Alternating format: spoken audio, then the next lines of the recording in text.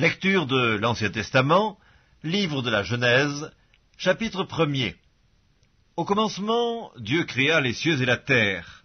La terre était informe et vide, il y avait des ténèbres à la surface de l'abîme, et l'Esprit de Dieu se mouvait au-dessus des eaux. Dieu dit que la lumière soit, et la lumière fut. Dieu vit que la lumière était bonne, et Dieu sépara la lumière d'avec les ténèbres. Dieu appela la lumière jour, et il appela les ténèbres nuit. Ainsi il y eut un soir, et il y eut un matin, ce fut le premier jour. Dieu dit qu'il y ait une étendue entre les eaux, et qu'elle sépare les eaux d'avec les eaux. Et Dieu fit l'étendue, et il sépara les eaux qui sont au-dessous de l'étendue d'avec les eaux qui sont au-dessus de l'étendue. Et cela fut ainsi. Dieu appela l'étendue ciel. Ainsi il y eut un soir, et il y eut un matin, ce fut le second jour. Dieu dit que les eaux qui sont au-dessous du ciel se rassemblent en un seul lieu, et que les parties sèches paraissent. Et cela fut ainsi. Dieu appela les parties sèches terre, et il appela l'ensemble des eaux mer. Dieu vit que cela était bon. Puis Dieu dit que la terre produise de la verdure, de l'herbe portant de la semence, des arbres fruitiers donnant du fruit selon leur espèce, ayant en eux leur semence sur la terre. Et cela fut ainsi. La terre produisit de la verdure, de l'herbe portant de la semence selon son espèce, et des arbres donnant du fruit ayant en eux leur semence selon leur espèce. Dieu vit que cela était bon. Ainsi il y eut un soir et il y eut un matin, ce fut le troisième jour. Dieu dit qu'il y ait des luminaires dans l'étendue du ciel pour séparer le jour d'avec la nuit, que ce soit des signes pour marquer les époques, les jours et les années, et qu'ils servent de luminaires dans l'étendue du ciel pour éclairer la terre. Et cela fut ainsi. Dieu fit les deux grands luminaires, le plus grand luminaire pour présider au jour, et le plus petit luminaire pour présider à la nuit. Et il fit aussi les étoiles. Dieu les plaça dans l'étendue du ciel pour éclairer la terre, pour présider au jour et à la nuit, et pour séparer la lumière d'avec les ténèbres. Dieu vit que cela était bon. Ainsi il y eut un soir et il y eut un matin, ce fut le quatrième jour. Dieu dit que les eaux produisent en abondance des animaux vivants, et que des oiseaux volent sur la terre vers l'étendue du ciel. Dieu créa les grands poissons et tous les animaux vivants qui se meuvent, et que les eaux produisirent en abondance selon leur espèce. Il créa aussi tout oiseau ailé selon son espèce. Dieu vit que cela était bon. Dieu les bénit en disant « Soyez féconds, multipliez, remplissez les eaux des mers, et que les oiseaux multiplient sur la terre. » Ainsi il y eut un soir et il y eut un matin, ce fut le cinquième jour. Dieu dit que la terre produise des animaux vivants selon leur espèce, du bétail, des reptiles et des animaux terrestres selon leur espèce. Et cela fut ainsi. Dieu fit les animaux de la terre selon leur espèce, le bétail selon son espèce, et tous les reptiles de la terre selon leur espèce. Dieu vit que cela était bon. Puis Dieu dit, faisons l'homme à notre image, selon notre ressemblance, et qu'il domine sur les poissons de la mer, sur les oiseaux du ciel, sur le bétail, sur toute la terre, et sur tous les reptiles qui rampent sur la terre. Dieu créa l'homme à son image, il le créa à l'image de Dieu, il créa l'homme et la femme. Dieu les bénit et Dieu leur dit, soyez féconds, multipliez, remplissez la terre et l'assujettissez, et dominez sur les poissons de la mer, sur les oiseaux du ciel, et sur tout animal qui se meut sur la terre. Et Dieu dit, voici, je vous donne toute herbe portant de la semence et qui est à la surface de toute la terre, et tout arbre ayant en lui du fruit d'arbre et portant de la semence, ce sera votre nourriture. Et à tout animal de la terre, à tout oiseau du ciel, et à tout ce qui se meut sur la terre, ayant en soi un souffle de vie, je donne toute herbe verte pour nourriture. Et cela fut ainsi. Dieu vit tout ce qu'il avait fait, et voici, cela était très bon. Ainsi, il y eut un soir et il y eut un matin, ce fut le sixième jour. Genèse, chapitre 2. Ainsi furent achevés les cieux et la terre et toute leur armée. Dieu acheva au septième jour son œuvre qu'il avait faite, et il se reposa au septième jour de toute son œuvre qu'il avait faite. Dieu bénit le 7e jour, et il le sanctifia, parce qu'en ce jour il se reposa de toute son œuvre qu'il avait créée, en la faisant. Voici les origines des cieux et de la terre quand ils furent créés. Lorsque l'Éternel Dieu fit une terre et des cieux, aucun arbuste des champs n'était encore sur la terre, et aucune herbe des champs ne germait encore, car l'Éternel Dieu n'avait pas fait pleuvoir sur la terre, et il n'y avait point d'homme pour cultiver le sol. Mais une vapeur s'éleva de la terre, et arrosa toute la surface du sol. L'Éternel Dieu forma l'homme de la poussière de la terre, il souffla dans ses narines un souffle de vie, et l'homme devint un être vivant. Puis l'Éternel Dieu planta un jardin en Éden, du côté de l'Orient, et il y mit l'homme qu'il avait formé. L'Éternel Dieu fit pousser du sol des arbres de toute espèce, agréables à voir et bons à manger, et l'arbre de la vie au milieu du jardin, et l'arbre de la connaissance du bien et du mal. Un fleuve sortait d'Éden pour arroser le jardin, et de là il se divisait en 4 bras. Le nom du premier est Pishon, c'est celui qui entoure tout le pays de Havila, où se trouve l'or. L'or de ce pays est pur, on y trouve aussi le bdellium et la pierre d'onyx.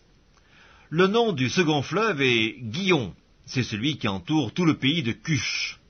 Le nom du troisième est Hiddekel, c'est celui qui coule à l'orient de l'Assyrie.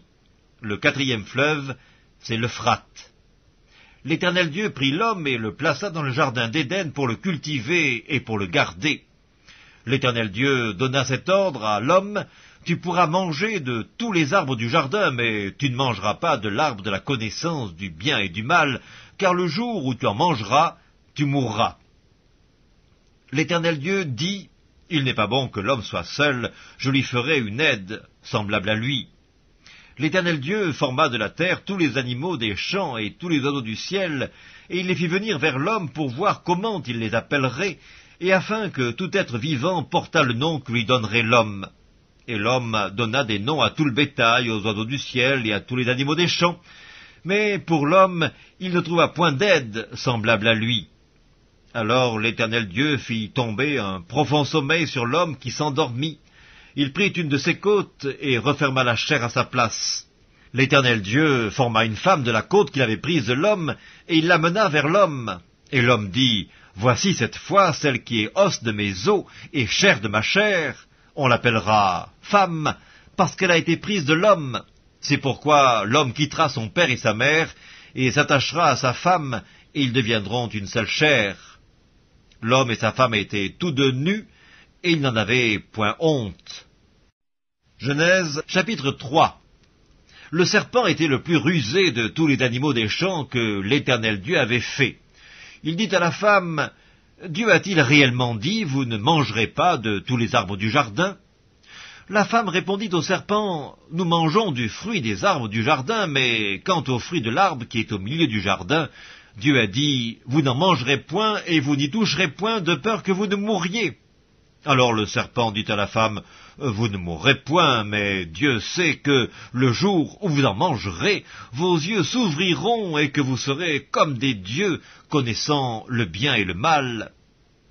La femme vit que l'arbre était bon à manger et agréable à la vue, et qu'il était précieux pour ouvrir l'intelligence. Elle prit son fruit et en mangea. Elle en donna aussi à son mari, qui était auprès d'elle, et il en mangea. Les yeux de l'un et de l'autre s'ouvrirent, ils connurent qu'ils étaient nus, et ayant cousu des feuilles de figuier, ils s'en firent des ceintures. Alors ils entendirent la voix de l'Éternel Dieu qui parcourait le jardin vers le soir, et l'homme et sa femme se cachèrent loin de la face de l'Éternel Dieu, au milieu des arbres du jardin. Mais l'Éternel Dieu appela l'homme et lui dit: Où es-tu? Il répondit: J'ai entendu ta voix dans le jardin, et j'ai eu peur parce que je suis nu, et je me suis caché. Et l'Éternel Dieu dit: Qui t'a appris que tu es nu? Est-ce que tu as mangé de l'arbre dont je t'avais défendu de manger? L'homme répondit: La femme que tu as mise auprès de moi m'a donné de l'arbre, et j'en ai mangé. Et l'Éternel Dieu dit à la femme: Pourquoi tu fais cela? La femme répondit: Le serpent m'a séduite, et j'en ai mangé. L'Éternel Dieu dit au serpent: Puisque tu as fait cela, tu seras maudit entre tout le bétail et entre tous les animaux des champs. Tu marcheras sur ton ventre, et tu mangeras de la poussière tous les jours de ta vie. Je mettrai inimitié entre toi et la femme, entre ta postérité et sa postérité. Celle-ci t'écrasera la tête et tu lui blesseras le talon. Il dit à la femme, j'augmenterai la souffrance de tes grossesses, tu enfanteras avec douleur et tes désirs se porteront vers ton mari, mais il dominera sur toi. Il dit à l'homme, puisque tu as écouté la voix de ta femme et que tu as mangé de l'arbre au sujet duquel je t'avais donné cet ordre, tu n'en mangeras point, le sol sera maudit à cause de toi. C'est à force de peine que tu en tireras ta nourriture tous les jours de ta vie, il te produira des épines et des ronces, et tu mangeras de l'herbe des champs. C'est à la sueur de ton visage que tu mangeras du pain jusqu'à ce que tu retournes dans la terre d'où tu as été pris, car tu es poussière, et tu retourneras dans la poussière. Adam donna à sa femme le nom d'Ève, car elle a été la mère de tous les vivants. L'Éternel Dieu fit à Adam et à sa femme des habits de peau, et il les en revêtit. L'Éternel Dieu dit, voici, l'homme est devenu comme l'un de nous pour la connaissance du bien et du mal. Empêchons-le maintenant d'avancer sa main, de prendre de l'arbre de vie, d'en manger et de vivre éternellement. Et l'Éternel Dieu le chassa du jardin d'Éden pour qu'il cultivât la terre d'où il avait été pris. C'est ainsi qu'il chassa Adam, et il mit à l'orient du jardin d'Éden les chérubins qui agitent une épée flamboyante pour garder le chemin de l'arbre de vie. Genèse, chapitre 4. Adam connut Ève, sa femme. Elle conçut et enfanta Caïn, et elle dit, « J'ai formé un homme avec l'aide de l'Éternel. » Elle enfanta encore son frère Abel. Abel fut berger, et Caïn fut laboureur. Au bout de quelque temps, Caïn fit à l'Éternel une offrande des fruits de la terre, et Abel de son côté en fit une des premiers-nés de son troupeau et de leur graisse. L'Éternel porta un regard favorable sur Abel et sur son offrande, mais il ne porta pas un regard favorable sur Caïn et sur son offrande. Caïn fut très irrité, et son visage fut abattu, et l'Éternel dit à Caïn, « Pourquoi es-tu irrité, et pourquoi ton visage est-il abattu? Certainement, si tu agis bien, tu relèveras ton visage, et si tu agis mal, le péché se couche à la porte, et ses désirs se portent vers toi, mais toi, domine sur lui. » Cependant, Caïn adressa la parole à son frère Abel, mais comme ils étaient dans les champs, Caïn se jeta sur son frère Abel et le tua. L'Éternel dit à Caïn, « Où est ton frère Abel ?» Il répondit, « Je ne sais pas, suis-je le gardien de mon frère ?» Et Dieu dit, « Qu'as-tu fait ? La voix du sang de ton frère crie de la terre jusqu'à moi. Maintenant tu seras maudit de la terre qui a ouvert sa bouche pour recevoir de ta main le sang de ton frère. Quand tu cultiveras le sol, il ne te donnera plus sa richesse. Tu seras errant et vagabond sur la terre. » Caïn dit à l'Éternel, « Mon châtiment est trop grand pour être supporté. Voici, tu me chasses aujourd'hui de cette terre. Je serai caché loin de ta face. Je serai errant et vagabond sur la terre, et quiconque me trouvera me tuera. » L'Éternel lui dit, « Si quelqu'un tuait Caïn, Caïn serait vengé 7 fois. » Et l'Éternel mit un signe sur Caïn pour que quiconque le trouverait ne le tuât point. Puis Caïn s'éloigna de la face de l'Éternel et habita dans la terre de Nod, à l'orient d'Éden. Caïn connut sa femme, elle conçut et enfanta Hénoc. Il bâtit ensuite une ville, et il donna à cette ville le nom de son fils, Hénoc. Hénoc engendra Irad, Irad engendra Méhujaël, Méhujaël engendra Métushaël, et Métushaël engendra Lémec. Lémec prit 2 femmes, le nom de l'une était Ada, et le nom de l'autre Tsilla. Ada enfanta Jabal, il fut le père de ceux qui habitent sous des tentes et près des troupeaux. Le nom de son frère était Jubal, il fut le père de tous ceux qui jouent de la harpe et du chalumeau. Tsilla, de son côté, enfanta Tubal-Caïn, qui forgeait tous les instruments d'airain et de fer. La sœur de Tubal-Caïn, Ada et Tsilla, écoutez ma voix, femme de Lémec, écoutez ma parole. J'ai tué un homme pour ma blessure et un jeune homme pour ma meurtrissure. Caïn sera vengé 7 fois et Lémec 77 fois. Adam connut encore sa femme, elle enfanta un fils et l'appela du nom de Seth, car, dit-elle, Dieu m'a donné un autre fils à la place d'Abel que Caïn a tué. Seth eut aussi un fils, et il l'appela du nom d'Énoch. C'est alors que l'on commença à invoquer le nom de l'Éternel. Genèse, chapitre 5. Voici le livre de la postérité d'Adam. Lorsque Dieu créa l'homme, il le fit à la ressemblance de Dieu. Il créa l'homme et la femme, il les bénit, et il les appela du nom d'hommes, lorsqu'ils furent créés. Adam, âgé de 130 ans, engendra un fils à sa ressemblance, selon son image, et il lui donna le nom de Seth. Les jours d'Adam, après la naissance de Seth, furent de 800 ans, et il engendra des fils et des filles. Tous les jours qu'Adam vécut furent de 930 ans, puis il mourut. Seth, âgé de 105 ans, engendra Énoch. Seth vécut, après la naissance d'Énoch, 807 ans, et il engendra des fils et des filles. Tous les jours de Seth furent de 912 ans, puis il mourut. Énoch, âgé de 90 ans, engendra Kénan. Énoch vécut, après la naissance de Kénan, 815 ans, et il engendra des fils et des filles. Tous les jours d'Énoch furent de 905 ans, puis il mourut.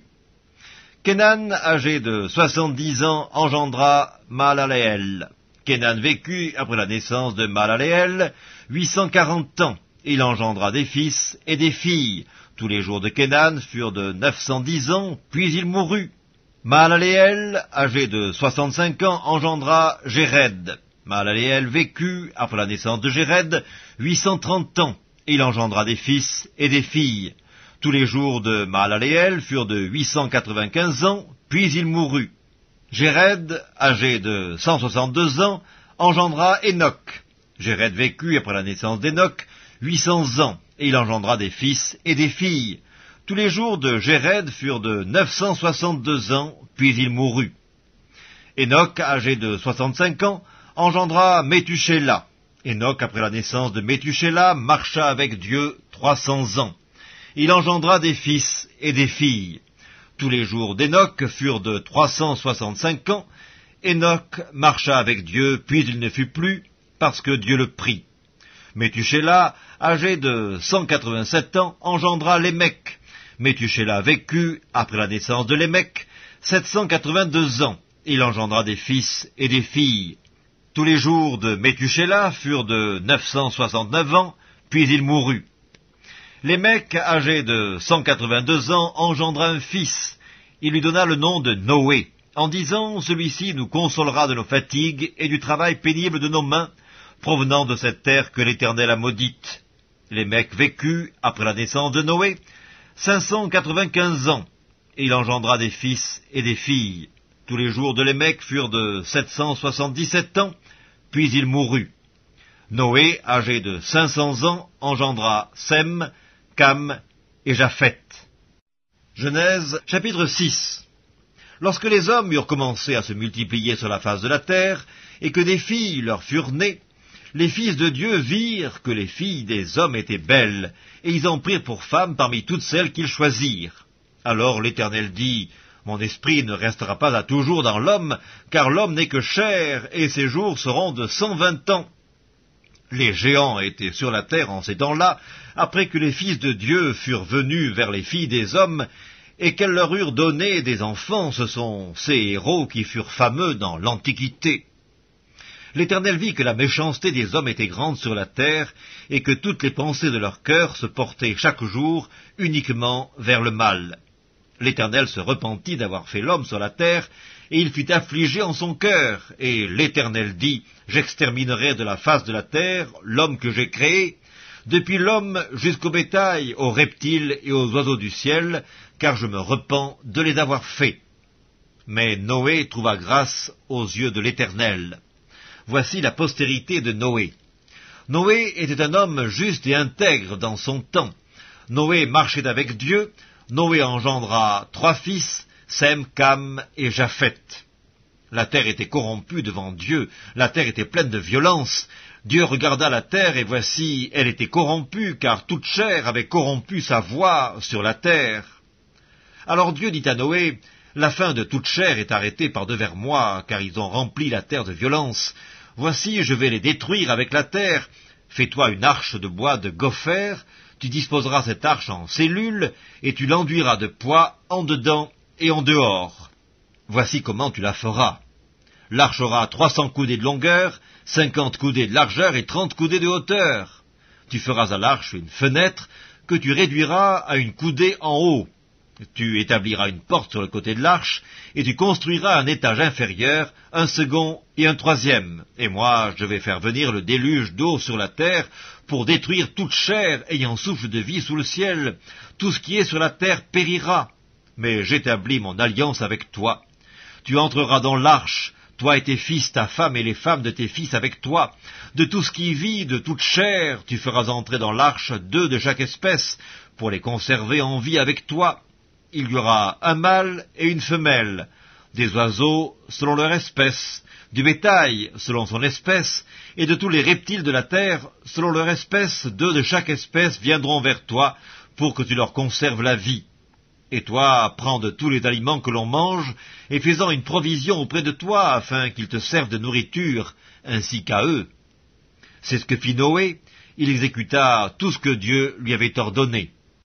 Genèse, chapitre 7. L'Éternel dit à Noé, « Entre dans l'arche, toi et toute ta maison, car je t'ai vu juste devant moi parmi cette génération. Tu prendras auprès de toi 7 couples de tous les animaux purs, le mâle et sa femelle, une paire des animaux qui ne sont pas purs, le mâle et sa femelle, 7 couples aussi des oiseaux du ciel, mâles et femelles, afin de conserver leur race en vie sur la face de toute la terre, car encore 7 jours, et je ferai pleuvoir sur la terre 40 jours et 40 nuits, et j'exterminerai de la face de la terre tous les êtres que j'ai faits. » Noé exécuta tout ce que l'Éternel lui avait ordonné. Noé avait 600 ans lorsque le déluge d'eau fut sur la terre, et Noé entra dans l'arche avec ses fils, sa femme et les femmes de ses fils, pour échapper aux eaux du déluge. D'entre les animaux purs et les animaux qui ne sont pas purs, les oiseaux et tout ce qui se meut sur la terre, il entra dans l'arche auprès de Noé, 2 à 2, un mâle et une femelle, comme Dieu l'avait ordonné à Noé. 7 jours après, les eaux du déluge furent sur la terre. L'an 600 de la vie de Noé, le second mois, le 17e jour du mois, en ce jour-là, toutes les sources du grand abîme jaillirent, et les écluses des cieux s'ouvrirent. La pluie tomba sur la terre 40 jours et 40 nuits. Ce même jour entrèrent dans l'arche Noé, Sem, Cam et Japheth, fils de Noé, la femme de Noé et les 3 femmes de ses fils avec eux. Eux et tous les animaux, selon leur espèce, tout le bétail, selon son espèce, tous les reptiles qui rampent sur la terre, selon leur espèce, tous les oiseaux, selon leur espèce, tous les petits oiseaux, tout ce qui a des ailes, ils entrèrent dans l'arche auprès de Noé, 2 à 2, de toute chair ayant souffle de vie. Il en entra, mâle et femelle, de toute chair, comme Dieu l'avait ordonné à Noé. Puis l'Éternel ferma la porte sur lui. Le déluge fut 40 jours sur la terre. Les eaux crurent et soulevèrent l'arche, et elle s'éleva au-dessus de la terre. Les eaux grossirent et s'accrurent beaucoup sur la terre, et l'arche flotta sur la surface des eaux. Les eaux grossirent de plus en plus, et toutes les hautes montagnes qui sont sous le ciel entier furent couvertes. Les eaux s'élevèrent de 15 coudées au-dessus des montagnes qui furent couvertes. Tout ce qui se mouvait sur la terre périt, tant les oiseaux que le bétail et les animaux, tout ce qui rampait sur la terre et tous les hommes, tout ce qui avait respiration, souffle de vie dans ses narines, et qui était sur la terre sèche, mourut. Tous les êtres qui étaient sur la face de la terre furent exterminés, depuis l'homme jusqu'au bétail, aux reptiles et aux oiseaux du ciel, ils furent exterminés de la terre.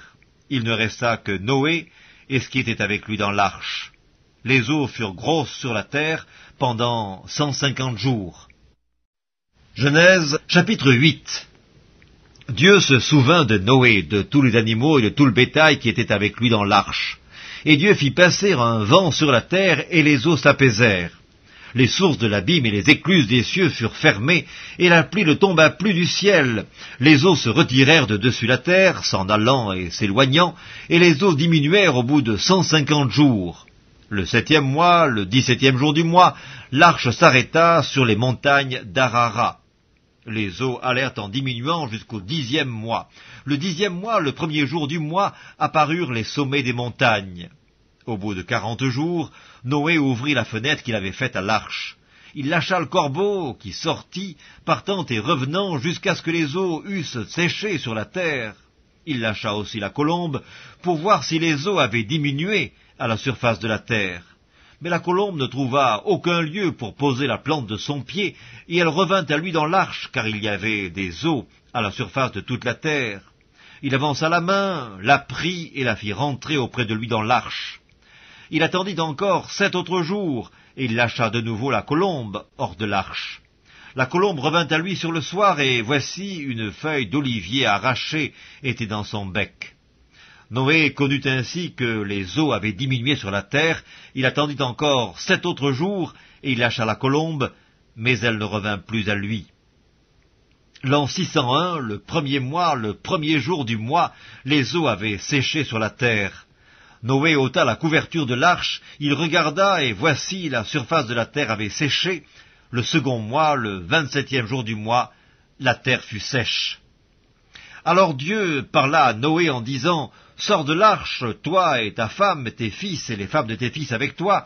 Fais sortir avec toi tous les animaux de toute chair qui sont avec toi, tant les oiseaux que le bétail et tous les reptiles qui rampent sur la terre, qu'ils se répandent sur la terre, qu'ils soient féconds et multiplient sur la terre. » Et Noé sortit avec ses fils, sa femme et les femmes de ses fils. Tous les animaux, tous les reptiles, tous les oiseaux, tout ce qui se meut sur la terre, selon leurs espèces, sortirent de l'arche. Noé bâtit un autel à l'Éternel, il prit de toutes les bêtes pures et de tous les oiseaux purs, et il offrit des holocaustes sur l'autel. L'Éternel sentit une odeur agréable, et l'Éternel dit en son cœur, « Je ne maudirai plus la terre à cause de l'homme, parce que les pensées du cœur de l'homme sont mauvaises dès sa jeunesse, et je ne frapperai plus tout ce qui est vivant comme je l'ai fait.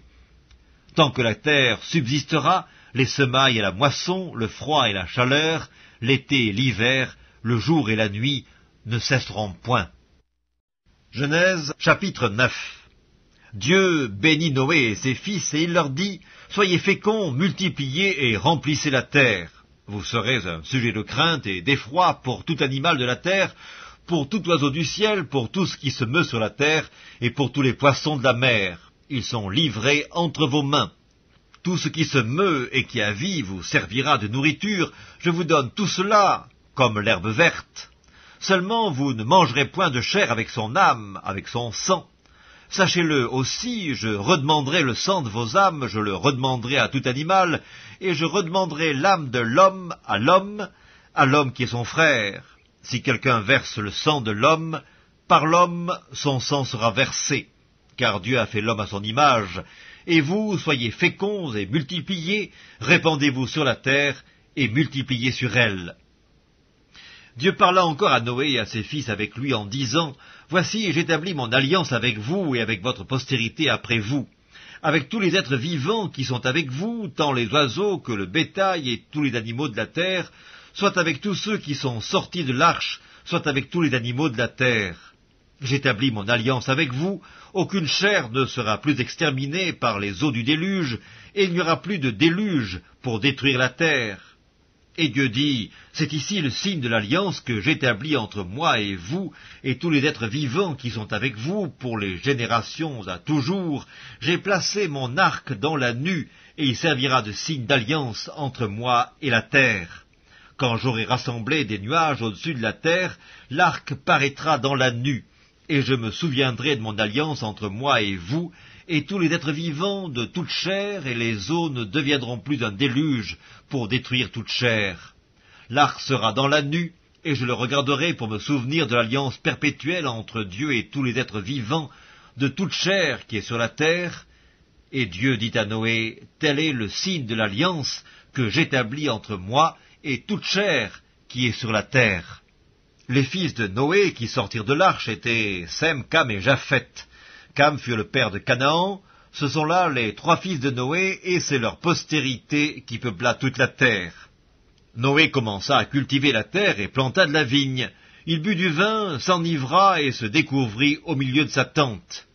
Cam, père de Canaan, vit la nudité de son père, et il le rapporta dehors à ses 2 frères. Alors Sem et Japheth prirent le manteau, le mirent sur leurs épaules, marchèrent à reculons et couvrirent la nudité de leur père. Comme leur visage était détourné, ils ne virent point la nudité de leur père. Lorsque Noé se réveilla de son vin, il apprit ce que lui avait fait son fils cadet. Et il dit, maudit soit Canaan, qu'il soit l'esclave des esclaves de ses frères. Il dit encore, béni soit l'Éternel, Dieu de Sem, et que Canaan soit leur esclave. Que Dieu étende les possessions de Japheth, qu'il habite dans les tentes de Sem, et que Canaan soit leur esclave.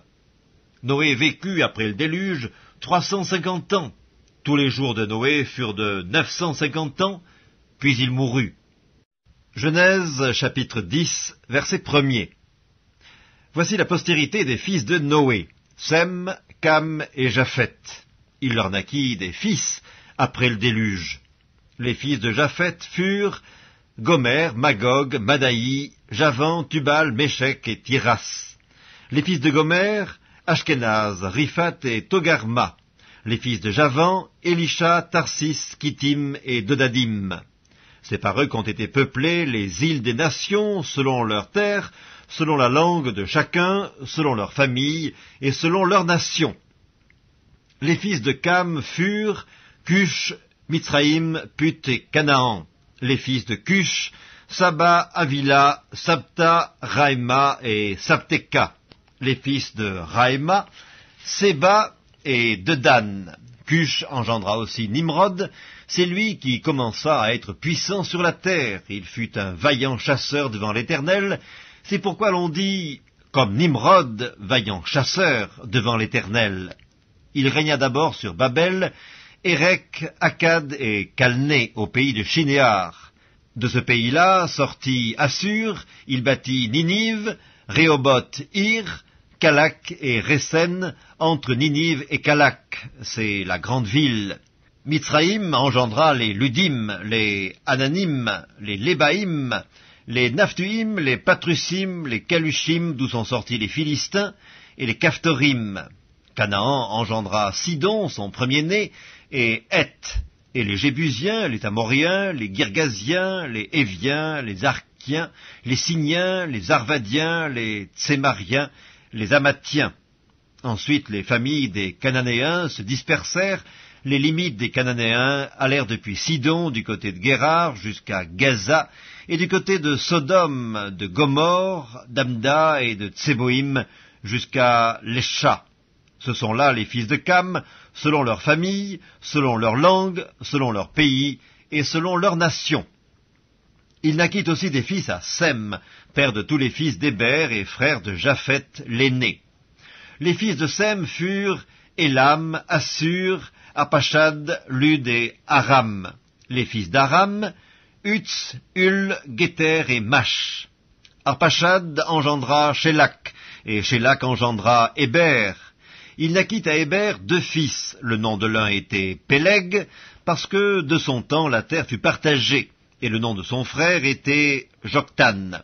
Joktan engendra Almodad, Shélef, Atzarmavet, Zérak, Adoram, Uzal, Dikla, Obal, Abimaël, Séba, Ophir, Avila et Jobab. Tous ceux-là furent fils de Joktan. Ils habitèrent depuis Mesha, du côté de Séphar, jusqu'à la montagne de l'Orient. Ce sont là les fils de Sem, selon leur famille, selon leur langue, selon leur pays et selon leur nation.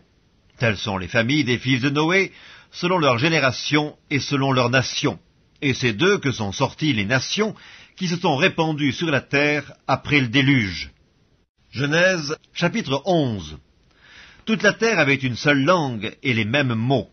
Comme ils étaient partis de l'Orient, ils trouvèrent une plaine au pays de Shinéar, et ils y habitèrent.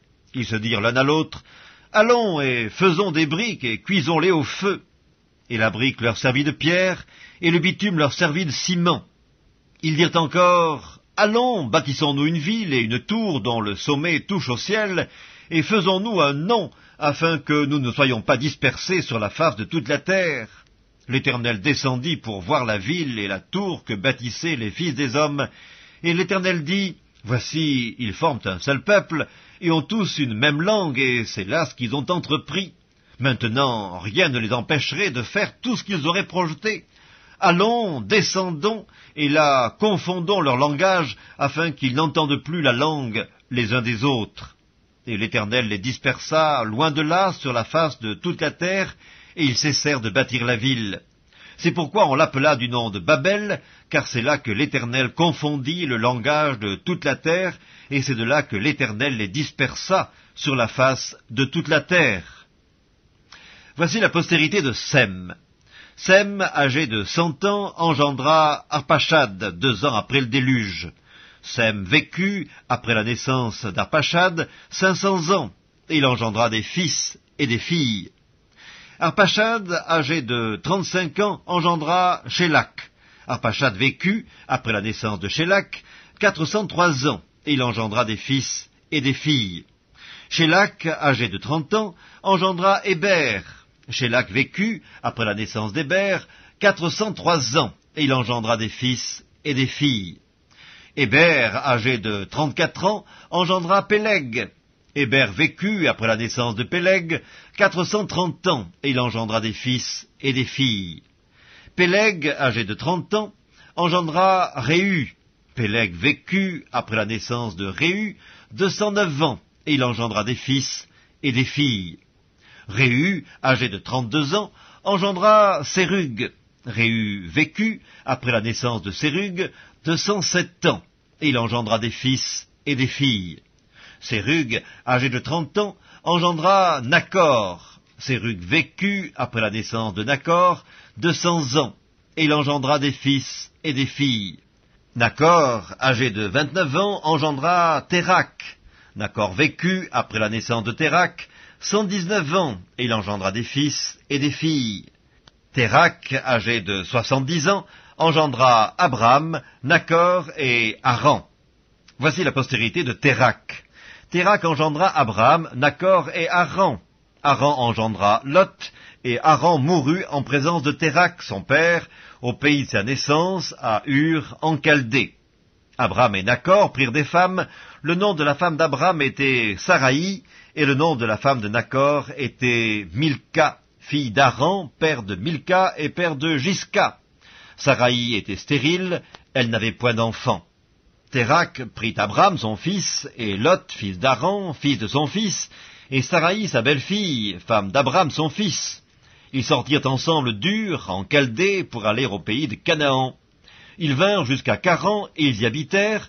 Les jours de Térak furent de 205 ans, et Térak mourut à Charan. Genèse, chapitre 12. L'Éternel dit à Abraham, « Va-t'en de ton pays, de ta patrie, de la maison de ton père, dans le pays que je te montrerai. Je ferai de toi une grande nation, et je te bénirai. Je rendrai ton nom grand, et tu seras une source de bénédiction. Je bénirai ceux qui te béniront, et je maudirai ceux qui te maudiront, et toutes les familles de la terre seront bénies en toi. » Abraham partit, comme l'Éternel le lui avait dit, et Lot partit avec lui. Abraham était âgé de 75 ans lorsqu'il sortit de Charan. Abraham prit Saraï, sa femme, et Lot, fils de son frère, avec tous les biens qu'ils possédaient et les serviteurs qu'ils avaient acquis à Charan. Ils partirent pour aller dans le pays de Canaan, et ils arrivèrent au pays de Canaan. Abraham parcourut le pays jusqu'au lieu nommé Sichem, jusqu'aux chênes de Morée. Les Cananéens étaient alors dans le pays. L'Éternel apparut à Abraham et dit, « Je donnerai ce pays à ta postérité. » Et Abraham bâtit là un autel à l'Éternel qui lui était apparu. Il se transporta de là vers la montagne à l'orient de Béthel. Il dressa ses tentes, ayant Béthel à l'occident et Haï à l'orient. Il bâtit encore là un autel à l'Éternel, et il invoqua le nom de l'Éternel. Abraham continua ses marches en s'avançant vers le midi. Il y eut une famine dans le pays, et Abraham descendit en Égypte pour y séjourner, car la famine était grande dans le pays. Comme il était près d'entrer en Égypte, il dit à Saraï, sa femme, « Voici, je sais que tu es une femme belle de figure. Quand les Égyptiens te verront, ils diront, « C'est sa femme !» et ils me tueront et te laisseront la vie. Dis, je te prie, que tu es ma sœur, afin que je sois bien traité à cause de toi, et que mon âme vive grâce à toi. » Lorsqu'Abraham fut arrivé en Égypte, les Égyptiens virent que la femme était fort belle. Les grands de Pharaon la virent aussi, et la vantèrent à Pharaon, et la femme fut emmenée dans la maison de Pharaon. Il traita bien Abraham à cause d'elle, et Abraham reçut des brebis, des bœufs, des ânes, des serviteurs et des servantes, des ânesses et des chameaux. Mais l'Éternel frappa de grandes plaies Pharaon et sa maison au sujet de Saraï, femme d'Abraham. Alors Pharaon appela Abram et dit, « Qu'est-ce que tu m'as fait? Pourquoi ne m'as-tu pas déclaré que c'est ta femme? Pourquoi as-tu dit, c'est ma sœur? Aussi l'ai-je prise pour ma femme? Maintenant, voici ta femme, prends-la et va-t'en. » Et Pharaon donna ordre à ses gens de le renvoyer, lui et sa femme, avec tout ce qui lui appartenait. Genèse, chapitre 13. Abraham remonta d'Égypte vers le midi, lui, sa femme et tout ce qui lui appartenait, et Lot avec lui. Abraham était très riche en troupeaux, en argent et en or. Il dirigea ses marches du midi jusqu'à Béthel, jusqu'au lieu où était sa tente au commencement entre Béthel et Haï, au lieu où était l'autel qu'il avait fait précédemment. Et là, Abraham invoqua le nom de l'Éternel. Lot, qui voyageait avec Abraham, avait aussi des brebis, des bœufs et des tentes, et la contrée était insuffisante pour qu'ils demeurent ensemble, car leurs biens étaient si considérables qu'ils ne pouvaient demeurer ensemble. Il y eut querelle entre les bergers des troupeaux d'Abraham et les bergers des troupeaux de Lot. Les Cananéens et les Phérésiens habitaient alors dans le pays. Abraham dit à Lot, « Qu'il n'y ait point, je te prie, de dispute entre moi et toi, ni entre mes bergers et tes bergers, car nous sommes frères. Tout le pays n'est-il pas devant toi? Sépare-toi donc de moi. Si tu vas à gauche, j'irai à droite. Si tu vas à droite, j'irai à gauche. » Lot leva les yeux et vit toute la plaine du Jourdain qui était entièrement arrosée. Avant que l'Éternel eût détruit Sodome et Gomorrhe, c'était jusqu'à Tsoar, comme un jardin de l'Éternel, comme le pays d'Égypte. Lot choisit pour lui toute la plaine du Jourdain, et il s'avança vers l'Orient. C'est ainsi qu'ils se séparèrent l'un de l'autre. Abraham habita dans le pays de Canaan, et Lot habita dans les villes de la plaine, et dressa ses tentes jusqu'à Sodome. Les gens de Sodome étaient méchants et de grands pécheurs contre l'Éternel. L'Éternel dit à Abraham, après que Lot se fut séparé de lui, « Lève les yeux et du lieu où tu es, regarde vers le nord et le midi, vers l'Orient et l'Occident, car tout le pays que tu vois, je le donnerai à toi et à ta postérité pour toujours. Je rendrai ta postérité comme la poussière de la terre, en sorte que, si quelqu'un peut compter la poussière de la terre, ta postérité aussi sera comptée. Lève-toi, parcours le pays dans sa longueur et dans sa largeur, car je te le donnerai. » Abraham leva ses tentes et vint habiter parmi les chênes de Mamré qui sont près d'Hébron, et il bâtit là un autel à l'Éternel. Genèse, chapitre 14.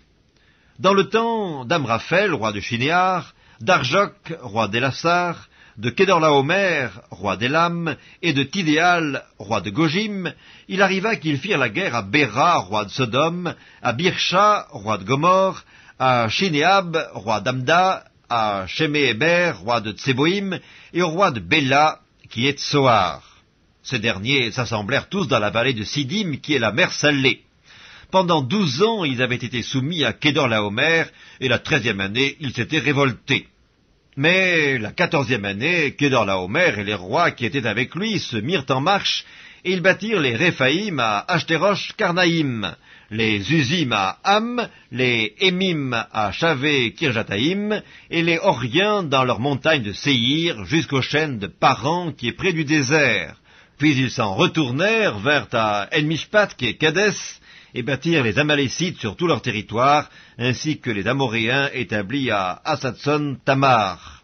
Alors s'avancèrent le roi de Sodome, le roi de Gomorre, le roi d'Amda, le roi de Tseboïm et le roi de Béla qui est Tsoar. Et ils se rangèrent en bataille contre eux dans la vallée de Sidim contre Kédorlaomer, roi d'Élam, Tidéal, roi de Gojim, Amraphel, roi de Shinéar, et Arjoc, roi d'Élassar, 4 rois contre 5. La vallée de Sidim était couverte de puits de bitume. Le roi de Sodome et celui de Gomorre prirent la fuite et y tombèrent. Le reste s'enfuit vers la montagne. Les vainqueurs enlevèrent toutes les richesses de Sodome et de Gomorre et toutes leurs provisions, et ils s'en allèrent. Ils enlevèrent aussi, avec ses biens, Lot, fils du frère d'Abraham, qui demeurait à Sodome, et ils s'en allèrent. Un fuyard vint l'annoncer à Abraham l'Hébreu. Celui-ci habitait parmi les chênes de Mamré, l'Amoréen, frère d'Eshcol et frère d'Aner, qui avait fait alliance avec Abraham. dès qu'Abram eut appris que son frère avait été fait prisonnier, il arma 318 de ses plus braves serviteurs nés dans sa maison, et il poursuivit les rois jusqu'à Dan. Il divisa sa troupe pour les attaquer de nuit, lui et ses serviteurs. Il les battit et les poursuivit jusqu'à Shoba, qui est à la gauche de Damas. Il ramena toutes les richesses, il ramena aussi Lot, son frère, avec ses biens, ainsi que les femmes et le peuple. Après qu'Abram fut revenu vainqueur de Kedorlaomer et des rois qui étaient avec lui, le roi de Sodome sortit à sa rencontre dans la vallée de Chavé, qui est la vallée du roi. Melchisédek, roi de Salem, fit apporter du pain et du vin. Il était sacrificateur du Dieu Très-Haut. Il bénit Abram et dit, « Béni soit Abram par le Dieu Très-Haut, maître du ciel et de la terre. Béni soit le Dieu Très-Haut qui a livré tes ennemis entre tes mains. » Et Abram lui donna la dîme de tout. Le roi de Sodome dit à Abram, « Donne-moi les personnes et prends pour toi les richesses. » Abram répondit au roi de Sodome, « Je lève la main vers l'Éternel, le Dieu Très-Haut, maître du ciel et de la terre. Je ne prendrai rien de tout ce qui est à toi, pas même un fil, ni un cordon de soulier, afin que tu ne dises pas, j'ai enrichi Abram. Rien pour moi, seulement ce qu'ont mangé les jeunes gens et la part des hommes qui ont marché avec moi, Aner, Eshcol et Mamré, eux, ils prendront leur part. » Genèse, chapitre 15. Après ces événements, la parole de l'Éternel fut adressée à Abram dans une vision. Il dit, « Abram, ne crains point, je suis ton bouclier et ta récompense sera très grande. » Abram répondit, « Seigneur Éternel, que me donneras-tu? Je m'en vais sans enfant, et l'héritier de ma maison, c'est Eliezer de Damas. » Et Abram dit, « Voici, tu ne m'as pas donné de postérité, et celui qui est né dans ma maison sera mon héritier. » Alors la parole de l'Éternel lui fut adressée ainsi, « Ce n'est pas lui qui sera ton héritier, mais c'est celui qui sortira de tes entrailles, qui sera ton héritier. » Et après l'avoir conduit dehors, il dit, « Regarde vers le ciel et compte les étoiles, si tu peux les compter. » Et il lui dit, « Telle sera ta postérité. » Abram eut confiance en l'Éternel, qui le lui imputa à justice. L'Éternel lui dit encore, « Je suis l'Éternel qui t'ai fait sortir d'Ur en Chaldée pour te donner en possession ce pays. » Abram répondit, « Seigneur Éternel, à quoi connaîtrai-je que je le posséderai ?» Et l'Éternel lui dit, « Prends une génisse de 3 ans, une chèvre de 3 ans, un bélier de 3 ans, une tourterelle et une jeune colombe. » Abram prit tous ces animaux, les coupa par le milieu, et mit chaque morceau l'un vis-à-vis de l'autre, mais il ne partagea point les oiseaux. Les oiseaux de proie s'abattirent sur les cadavres, et Abram les chassa. Au coucher du soleil, un profond sommeil tomba sur Abram, et voici une frayeur et une grande obscurité vinrent l'assaillir. Et l'Éternel dit à Abram, « Sache que tes descendants seront étrangers dans un pays qui ne sera point à eux. Ils y seront asservis, et on les opprimera pendant 400 ans. Mais je jugerai la nation à laquelle ils seront asservis, et ils sortiront ensuite avec de grandes richesses. Toi, tu iras en paix vers tes pères, tu seras enterré après une heureuse vieillesse. À la 4e génération, ils reviendront ici, car l'iniquité des Amoréens n'est pas encore à son comble. » Quand le soleil fut couché, il y eut une obscurité profonde, et voici ce fut une fournaise fumante, et des flammes passèrent entre les animaux partagés. En ce jour-là, l'Éternel fit alliance avec Abram et dit, « Je donne ce pays à ta postérité, depuis le fleuve d'Égypte jusqu'au grand fleuve, au fleuve d'Euphrate, le pays des Kéniens, des Kénésiens, des Cadmoniens, des Hétiens, des Phérésiens, des Réphaïm, des Amoréens, des Cananéens, des Girgasiens et des Jébusiens. » Genèse, chapitre 16. Saraï, femme d'Abram, ne lui avait point donné d'enfant. Elle avait une servante égyptienne nommée Agar. Et Saraï dit à Abram, « Voici, l'Éternel m'a rendu stérile, viens, je te prie, vers ma servante, peut-être aurai-je par elle des enfants. » Abram écouta la voix de Saraï. Alors Saraï, femme d'Abram, prit Agar, l'Égyptienne, sa servante, et la donna pour femme à Abram, son mari, après qu'Abram eut habité 10 années dans le pays de Canaan. Il alla vers Agar, et elle devint enceinte. Quand elle se vit enceinte, elle regarda sa maîtresse avec mépris, et Saraï dit à Abram, « l'outrage qui m'est fait retombe sur toi, j'ai mis ma servante dans ton sein, et quand elle a vu qu'elle était enceinte, elle m'a regardé avec mépris, que l'Éternel soit juge entre moi et toi. » Abraham répondit à Saraï, « Voici ta servante est en ton pouvoir, agis à son égard comme tu le trouveras bon. » Alors Saraï la maltraita, et Agar s'enfuit loin d'elle. L'ange de l'Éternel la trouva près d'une source d'eau dans le désert, près de la source qui est sur le chemin de Chour.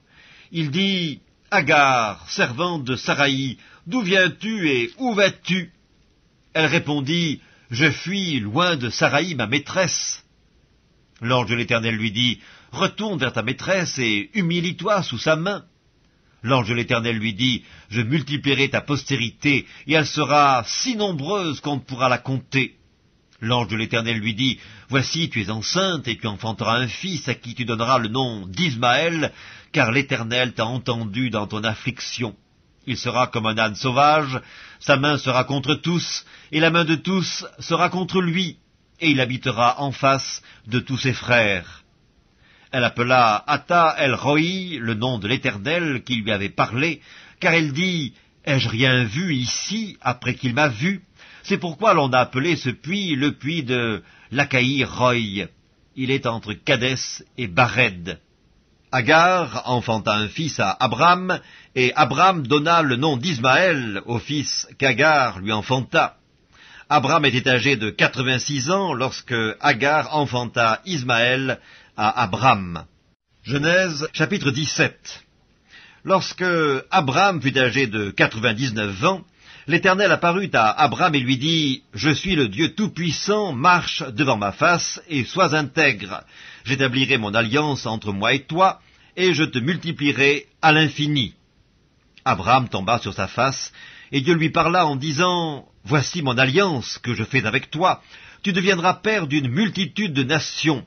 On ne t'appellera plus Abram, mais ton nom sera Abraham, car je te rends père d'une multitude de nations. Je te rendrai fécond à l'infini, je ferai de toi des nations, et des rois sortiront de toi. J'établirai mon alliance entre moi et toi, et tes descendants après toi, selon leur génération. Ce sera une alliance perpétuelle, en vertu de laquelle je serai ton Dieu, et celui de ta postérité après toi. Je te donnerai, et à tes descendants après toi, le pays que tu habites comme étranger, tout le pays de Canaan, en possession perpétuelle, et je serai leur Dieu. » Dieu dit à Abraham, « Toi tu garderas mon alliance, toi et tes descendants après toi, selon leur génération.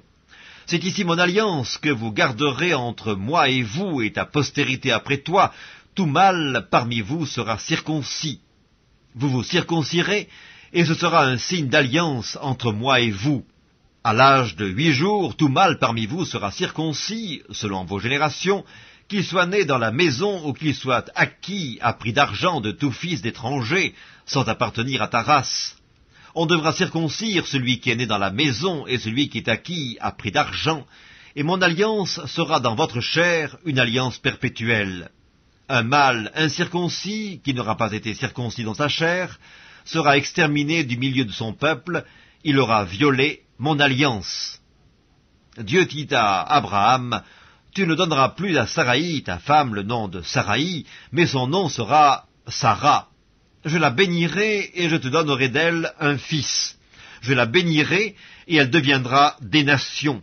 Des rois de peuples sortiront d'elle. » Abraham tomba sur sa face, il rit et dit en son cœur, « Naîtrait-il un fils à un homme de 100 ans? Et Sarah, âgée de 90 ans, enfanterait-elle? » Et Abraham dit à Dieu, « Oh, qu'Ismaël vive devant ta face. » Dieu dit, « Certainement, Sarah, ta femme, t'enfantera un fils, et tu l'appelleras du nom d'Isaac. J'établirai mon alliance avec lui comme une alliance perpétuelle pour sa postérité après lui. À l'égard d'Ismaël, je t'ai exaucé. Voici, je le bénirai, je le rendrai fécond, et je le multiplierai à l'infini. Il engendrera 12 princes, et je ferai de lui une grande nation. J'établirai mon alliance avec Isaac, que Sarah t'enfantera à cette époque-ci de l'année prochaine. » Lorsqu'il eut achevé de lui parler, Dieu s'éleva au-dessus d'Abraham. Abraham prit Ismaël son fils, tous ceux qui étaient nés dans sa maison et tous ceux qu'il avait acquis à prix d'argent, tous les mâles parmi les gens de la maison d'Abraham. Et il les circoncis ce même jour, selon l'ordre que Dieu lui avait donné. Abraham était âgé de 99 ans lorsqu'il fut circoncis. Ismaël, son fils, était âgé de 13 ans lorsqu'il fut circoncis.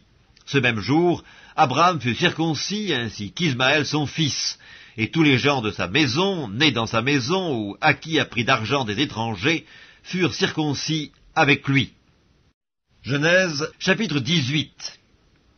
L'Éternel lui apparut parmi les chênes de Mamré, comme il était assis à l'entrée de sa tente, pendant la chaleur du jour. Il leva les yeux et regarda, et voici 3 hommes étaient debout près de lui.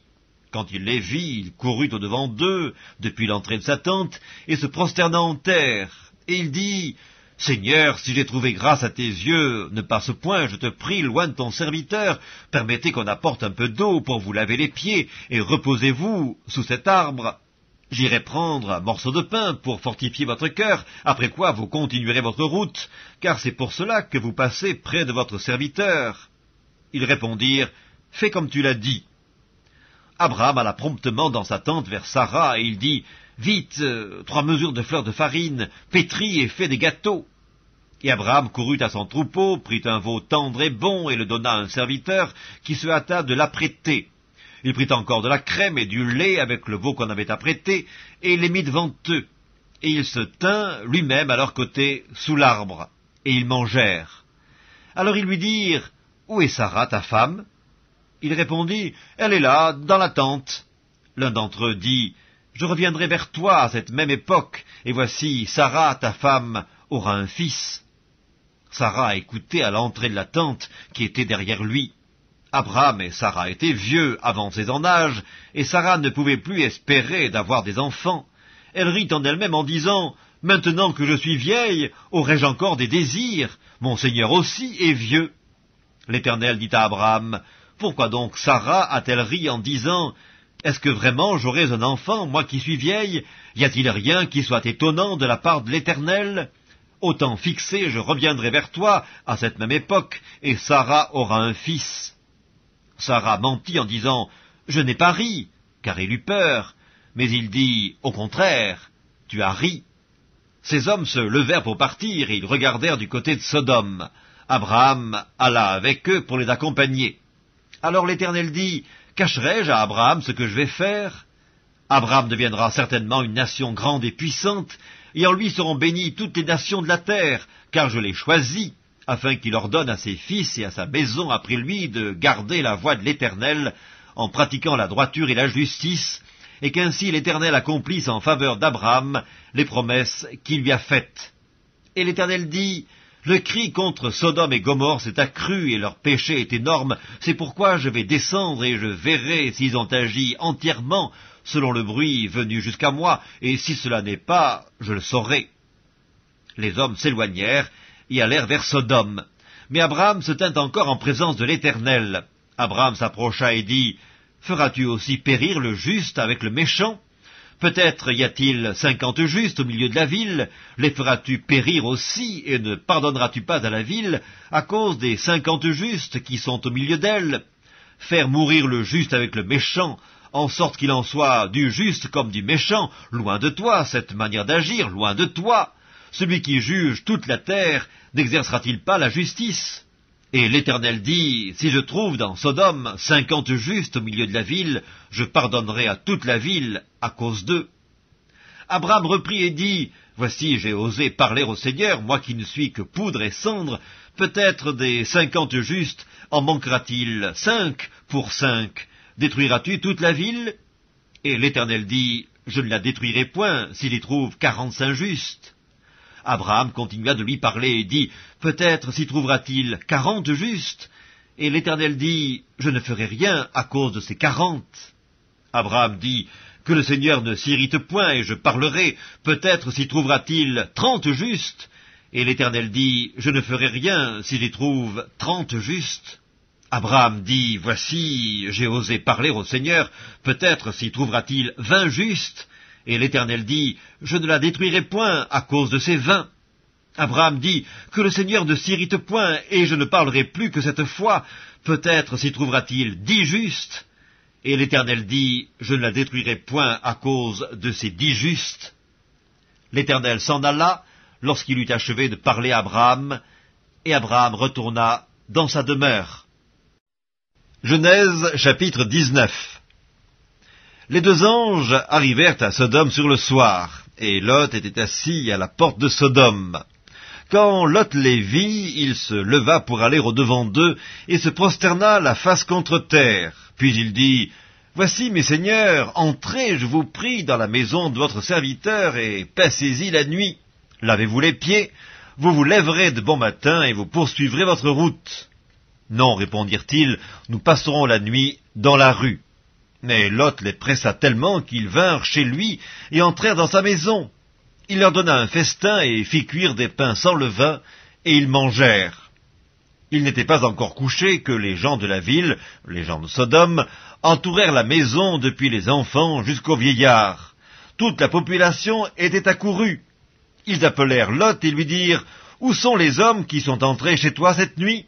Fais-les sortir vers nous pour que nous les connaissions. » Lot sortit vers eux à l'entrée de la maison et ferma la porte derrière lui, et il dit, « Mes frères, je vous prie, ne faites pas le mal. Voici, j'ai 2 filles qui n'ont point connu d'homme, je vous les amènerai dehors, et vous leur ferez ce qu'il vous plaira. Seulement, ne faites rien à ces hommes, puisqu'ils sont venus à l'ombre de mon toit. » Ils dirent, « Retire-toi. » Ils dirent encore, « Celui-ci est venu comme étranger, et il veut faire le juge. Eh bien, nous te ferons pis qu'à eux. » Et pressant Lot avec violence, ils s'avancèrent pour briser la porte. Les hommes étendirent la main, firent rentrer Lot vers eux dans la maison, et fermèrent la porte. Et ils frappèrent d'aveuglement les gens qui étaient à l'entrée de la maison, depuis le plus petit jusqu'au plus grand, de sorte qu'ils se donnèrent une peine inutile pour trouver la porte. Les hommes dirent à Lot, « Qui as-tu encore ici ? Gendre, fils et filles, et tout ce qui t'appartient dans la ville, fais-les sortir de ce lieu, car nous allons détruire ce lieu parce que le cri contre ses habitants est grand devant l'Éternel. L'Éternel nous a envoyés pour le détruire. » Lot sortit et parla à ses gendres qui avaient pris ses filles. « Levez-vous, dit-il, sortez de ce lieu, car l'Éternel va détruire la ville. » Mais aux yeux de ses gendres, il parut plaisanter. Dès l'aube du jour, les anges insistèrent auprès de Lot en disant, « Lève-toi, prends ta femme et tes 2 filles qui se trouvent ici, de peur que tu ne périsses dans la ruine de la ville. » Et comme il tardait, les hommes le saisirent par la main, lui, sa femme et ses 2 filles, car l'Éternel voulait l'épargner. Ils l'emmenèrent et le laissèrent hors de la ville. Après les avoir fait sortir, l'un d'eux dit, « Sauve-toi pour ta vie, ne regarde pas derrière toi, et ne t'arrête pas dans toute la plaine, sauve-toi vers la montagne, de peur que tu ne périsses. » Lot leur dit, « Oh non, Seigneur, voici, j'ai trouvé grâce à tes yeux, et tu as montré la grandeur de ta miséricorde à mon égard en me conservant la vie, mais je ne puis me sauver à la montagne avant que le désastre m'atteigne, et je périrai. Voici, cette ville est assez proche pour que je m'y réfugie, et elle est petite. Oh, que je puisse m'y sauver! N'est-elle pas petite, et que mon âme vive? » Et il lui dit, « Voici, je t'accorde encore cette grâce, et je ne détruirai pas la ville dont tu parles, mais hâte-toi de t'y réfugier, car je ne puis rien faire jusqu'à ce que tu y sois arrivé. » C'est pour cela que l'on a donné à cette ville le nom de Tsoar. Le soleil se levait sur la terre lorsque Lot entra dans Tsoar. Alors l'Éternel fit pleuvoir du ciel sur Sodome et sur Gomorrhe, du soufre et du feu, de par l'Éternel. Il détruisit ces villes, toute la plaine et tous les habitants des villes et les plantes de la terre. La femme de Lot regarda en arrière, et elle devint une statue de sel. Abraham se leva de bon matin pour aller au lieu où ils étaient tenus en présence de l'Éternel. Il porta ses regards du côté de Sodome et de Gomorrhe, et sur tout le territoire de la plaine. Et voici, il vit s'élever de la terre une fumée, comme la fumée d'une fournaise. Lorsque Dieu détruisit les villes de la plaine, il se souvint d'Abraham, et il fit échapper Lot du milieu du désastre, par lequel il bouleversa les villes où Lot avait établi sa demeure. Lot quitta Tsoar pour la hauteur et se fixa sur la montagne avec ses 2 filles, car il craignait de rester à Tsoar. Il habitait dans une caverne, lui et ses 2 filles. L'aînée dit à la plus jeune, « Notre père est vieux, et il n'y a point d'homme dans la contrée pour venir vers nous, selon l'usage de tous les pays. Viens, faisons boire du vin à notre père, et couchons avec lui, afin que nous conservions la race de notre père. » Elles firent donc boire du vin à leur père cette nuit-là, et l'aînée alla coucher avec son père. Il ne s'aperçut ni quand elle se coucha, ni quand elle se leva. Le lendemain, l'aînée dit à la plus jeune, « Voici, j'ai couché la nuit dernière avec mon père, faisons-lui boire du vin encore cette nuit, et va coucher avec lui, afin que nous conservions la race de notre père. » Et elles firent boire du vin à leur père encore cette nuit-là, et la cadette alla coucher avec lui. Il ne s'aperçut ni quand elle se coucha, ni quand elle se leva. Les 2 filles de Lot devinrent enceintes de leur père. L'aînée enfanta un fils qu'elle appela du nom de Moab, c'est le père des Moabites jusqu'à ce jour. La plus jeune enfanta aussi un fils qu'elle appela du nom de Ben-Ammi, c'est le père des Ammonites jusqu'à ce jour. Genèse chapitre 20. Abraham partit de là pour la contrée du Midi. Il s'établit entre Kadès et Shur, et fit un séjour à Guérar. Abraham disait de Sarah, sa femme, « C'est ma sœur. » Abimélec, roi de Guérar, fit enlever Sarah. Alors Dieu apparut en songe à Abimélec pendant la nuit et lui dit, « Voici, tu vas mourir à cause de la femme que tu as enlevée, car elle a un mari. » Abimélec, qui ne s'était point approché d'elle, répondit, « Seigneur, ferais-tu périr même une nation juste? Ne m'a-t-il pas dit, c'est ma sœur, et elle-même n'a-t-elle pas dit, c'est mon frère? J'ai agi avec un cœur pur et avec des mains innocentes. » Dieu lui dit en songe, « Je sais que tu as agi avec un cœur pur, aussi t'ai-je empêché de pécher contre moi. C'est pourquoi je n'ai pas permis que tu la touches. Maintenant, rends la femme de cet homme, car il est prophète, il priera pour toi et tu vivras. Mais si tu ne la rends pas, sache que tu mourras, toi et tout ce qui t'appartient. » Abimélec se leva de bon matin, il appela tous ses serviteurs, et leur rapporta toutes ces choses, et ces gens furent saisis d'une grande frayeur. Abimélec appela aussi Abraham, et il lui dit, « Qu'est-ce que tu nous as fait? Et en quoi t'ai-je offensé que tu aies fait venir sur moi et sur mon royaume un si grand péché? Tu as commis à mon égard des actes qui ne doivent pas se commettre. » Et Abimélec dit encore à Abraham, « Quelle intention avais-tu pour agir de la sorte? » Abraham répondit, « Je me disais qu'il n'y avait sans doute aucune crainte de Dieu dans ce pays, et que l'on me tuerait à cause de ma femme. De plus, il est vrai qu'elle est ma sœur, fille de mon père. Seulement, elle n'est pas fille de ma mère, et elle est devenue ma femme. Lorsque Dieu me fit errer loin de la maison de mon père, je dis à Sarah, « Voici la grâce que tu me feras, dans tous les lieux où nous irons, dis de moi, c'est mon frère. » Abimélec prit des brebis et des bœufs, des serviteurs et des servantes, et il les donna à Abraham, et il lui rendit Sarah, sa femme. Abimélec dit, « Voici mon pays est devant toi, demeure où il te plaira. » Et il dit à Sarah, « Voici, je donne à ton frère 1000 pièces d'argent, cela te sera un voile sur les yeux pour tous ceux qui sont avec toi, et auprès de tous, tu seras justifié. » Abraham pria Dieu, et Dieu guérit Abimélec, sa femme et ses servantes, et elles purent enfanter, car l'Éternel avait frappé de stérilité toute la maison d'Abimélec à cause de Sarah, femme d'Abraham.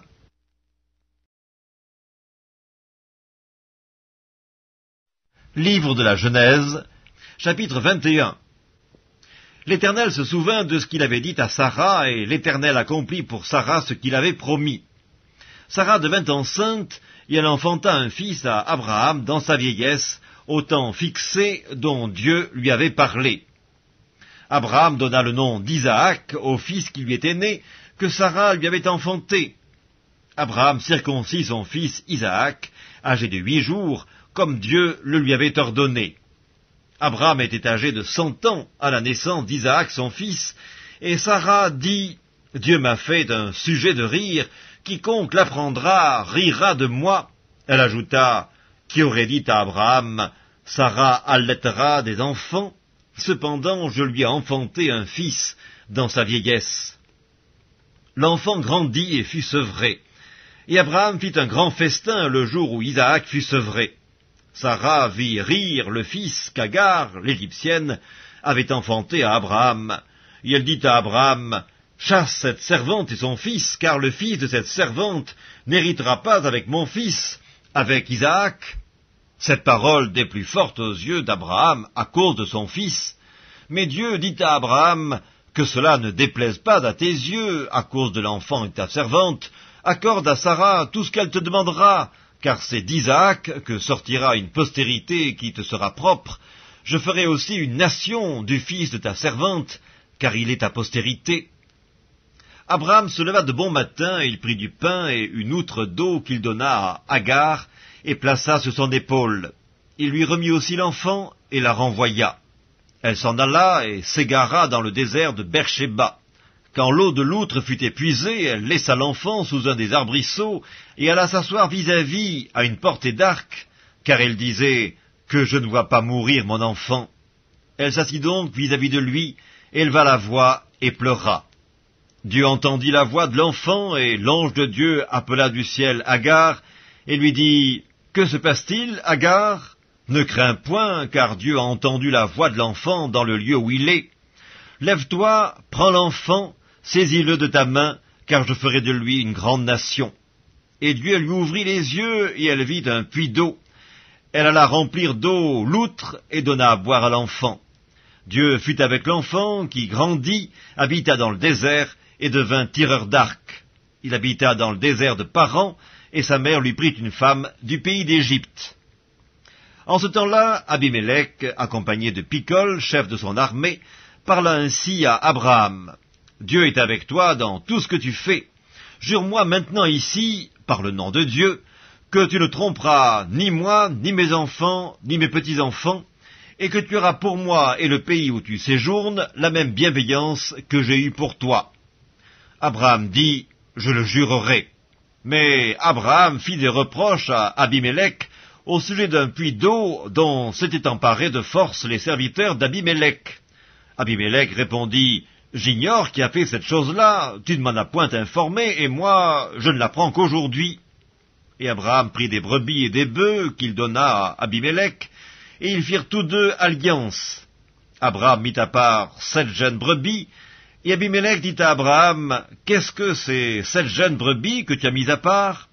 Il répondit, « Tu accepteras de ma main ces 7 brebis, afin que cela me serve de témoignage que j'ai creusé ce puits. » C'est pourquoi on appelle ce lieu Beersheba, car c'est là qu'ils jurèrent l'un et l'autre. Ils firent donc alliance à Beersheba, après quoi Abimélec se leva avec Picol, chef de son armée, et ils retournèrent au pays des Philistins.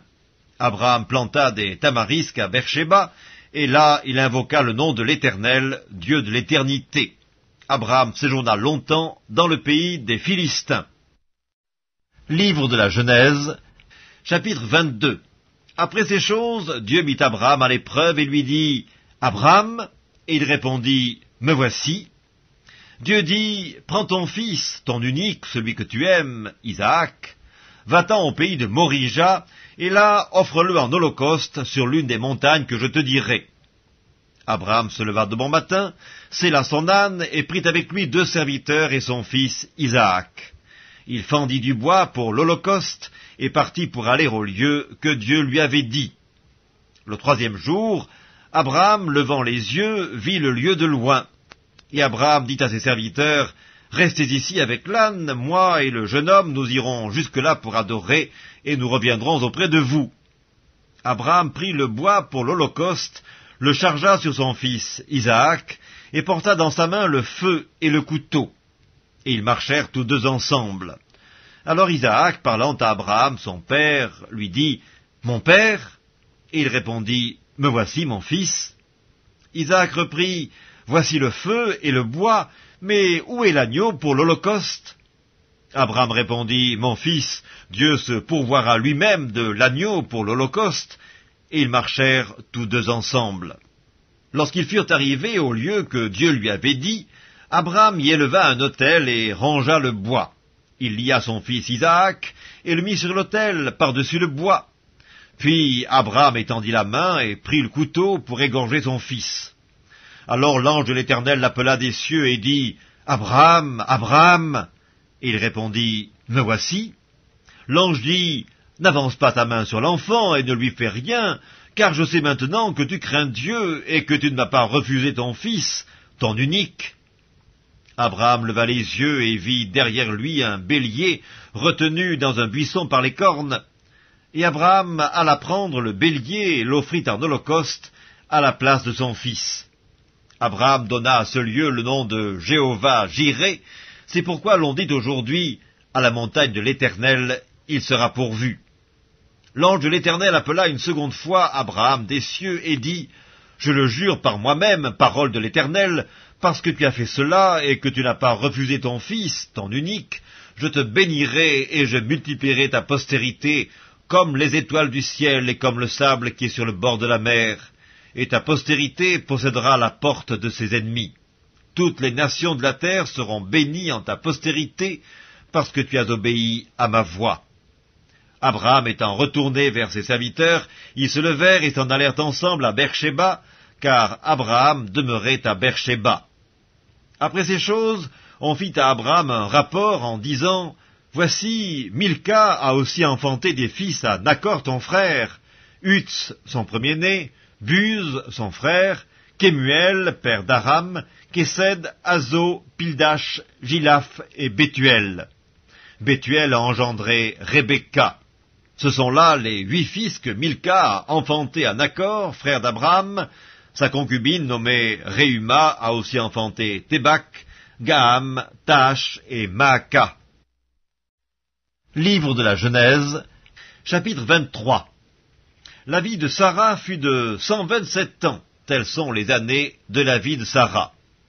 Sarah mourut à Kirjat Arba, qui est Hébron dans le pays de Canaan, et Abraham vint pour mener deuil sur Sarah et pour la pleurer. Abraham se leva de devant son mort et parla ainsi au fils de Heth. « Je suis étranger et habitant parmi vous. Donnez-moi la possession d'un sépulcre chez vous pour enterrer mon mort et l'ôter de devant moi. » Les fils de Heth répondirent à Abraham en lui disant, « Écoute-nous, mon Seigneur, tu es un prince de Dieu au milieu de nous. Enterre ton mort dans celui de nos sépulcres que tu choisiras. Aucun de nous ne te refusera son sépulcre pour enterrer ton mort. » Abraham se leva et se prosterna devant le peuple du pays, devant les fils de Heth.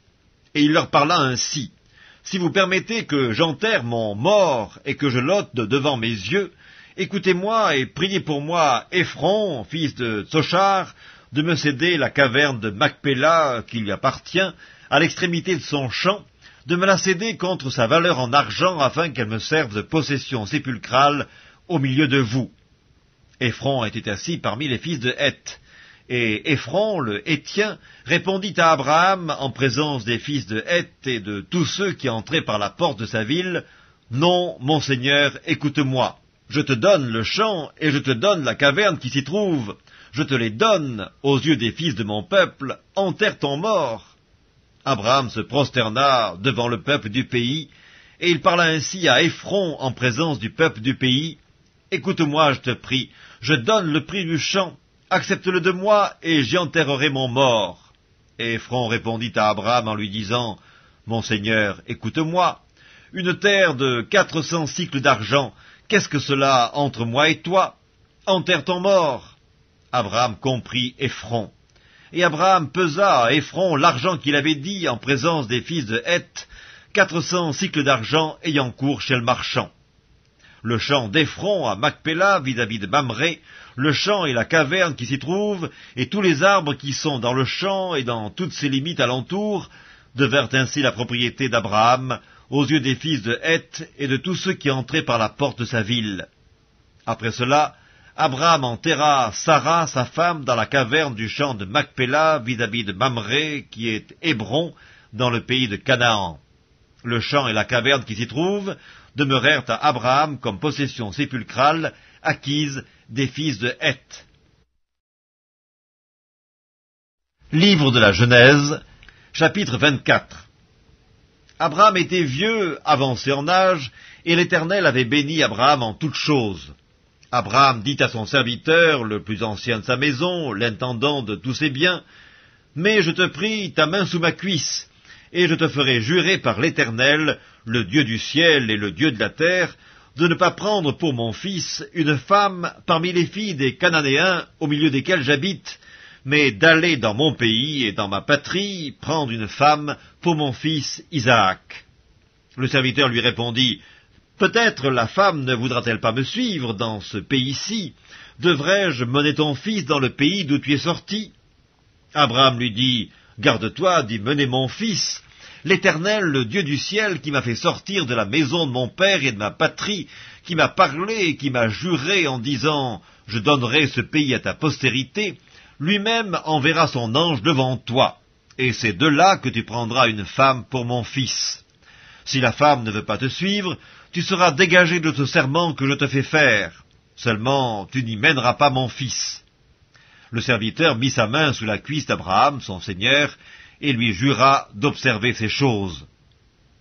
Le serviteur prit 10 chameaux parmi les chameaux de son seigneur, et il partit, ayant à sa disposition tous les biens de son seigneur. Il se leva et alla en Mésopotamie, à la ville de Nakor.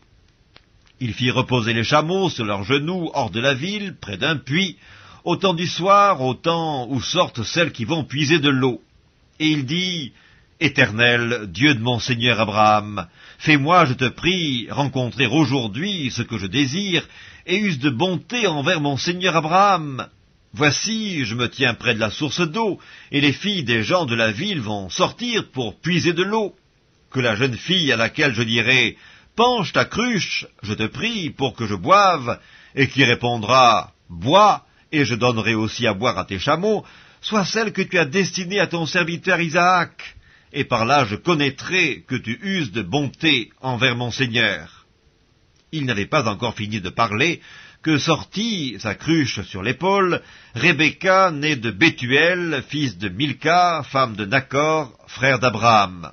C'était une jeune fille, très belle de figure, elle était vierge, et aucun homme ne l'avait connue. Elle descendit à la source, remplit sa cruche, et remonta.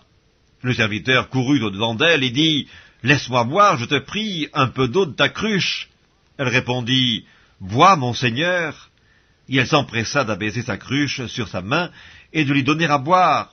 Quand elle eut achevé de lui donner à boire, elle dit, « Je puiserai aussi pour tes chameaux, jusqu'à ce qu'ils aient assez bu. » Et elle s'empressa de vider sa cruche dans l'abreuvoir, et courut encore au puits pour puiser, et elle puisa pour tous les chameaux. L'homme la regardait avec étonnement et sans rien dire, pour voir si l'Éternel faisait réussir son voyage ou non. Quand les chameaux eurent fini de boire, l'homme prit un anneau d'or du poids d'un demi-cycle, et 2 bracelets du poids de 10 cycles d'or. Et il dit, « De qui es-tu fille? Dis-le-moi, je te prie. Y a-t-il dans la maison de ton père de la place pour passer la nuit ?» Elle répondit, « Je suis fille de Bethuel, fils de Milca et de Nakor. » Elle lui dit encore, « Il y a chez nous de la paille et du fourrage en abondance, et aussi de la place pour passer la nuit. » Alors l'homme s'inclina et se prosterna devant l'Éternel en disant, « Béni soit l'Éternel, le Dieu de mon seigneur Abraham, qui n'a pas renoncé à sa miséricorde et à sa fidélité envers mon seigneur.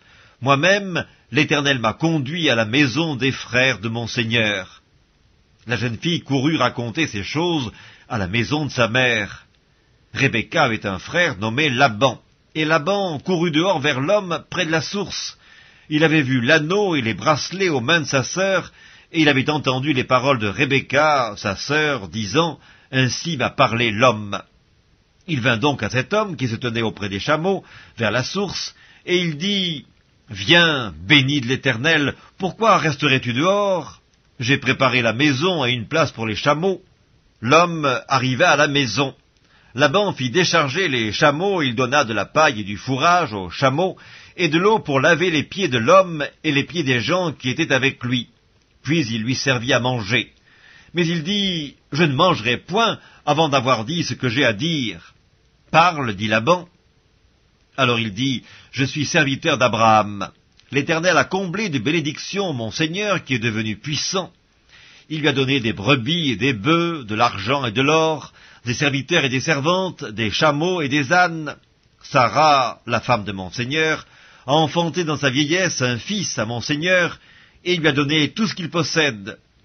Mon Seigneur m'a fait jurer en disant, « Tu ne prendras pas pour mon fils une femme parmi les filles des Cananéens dans le pays desquels j'habite, mais tu iras dans la maison de mon père et de ma famille prendre une femme pour mon fils. J'ai dit à mon Seigneur, peut-être la femme ne voudra-t-elle pas me suivre? Et il m'a répondu, l'Éternel, devant qui j'ai marché, enverra son ange avec toi et fera réussir ton voyage, et tu prendras pour mon fils une femme de la famille et de la maison de mon père. Tu seras dégagé du serment que tu me fais quand tu auras été vers ma famille. Si on ne te l'accorde pas, tu seras dégagé du serment que tu me fais. Je suis arrivé aujourd'hui à la source et j'ai dit, Éternel, Dieu de mon Seigneur Abraham, si tu daignes faire réussir le voyage que j'accomplis, voici je me tiens près de la source d'eau, et que la jeune fille qui sortira pour puiser, à qui je dirai, laisse-moi boire, je te prie, un peu d'eau de ta cruche, et qui me répondra, bois toi-même, et je puiserai aussi pour tes chameaux, que cette jeune fille soit la femme que l'Éternel a destinée au fils de mon Seigneur. Avant que j'eusse fini de parler à mon cœur, voici, Rebecca est sortie, sa cruche sur l'épaule, elle est descendue à la source, et elle a puisé. Je lui ai dit, donne-moi à boire, je te prie.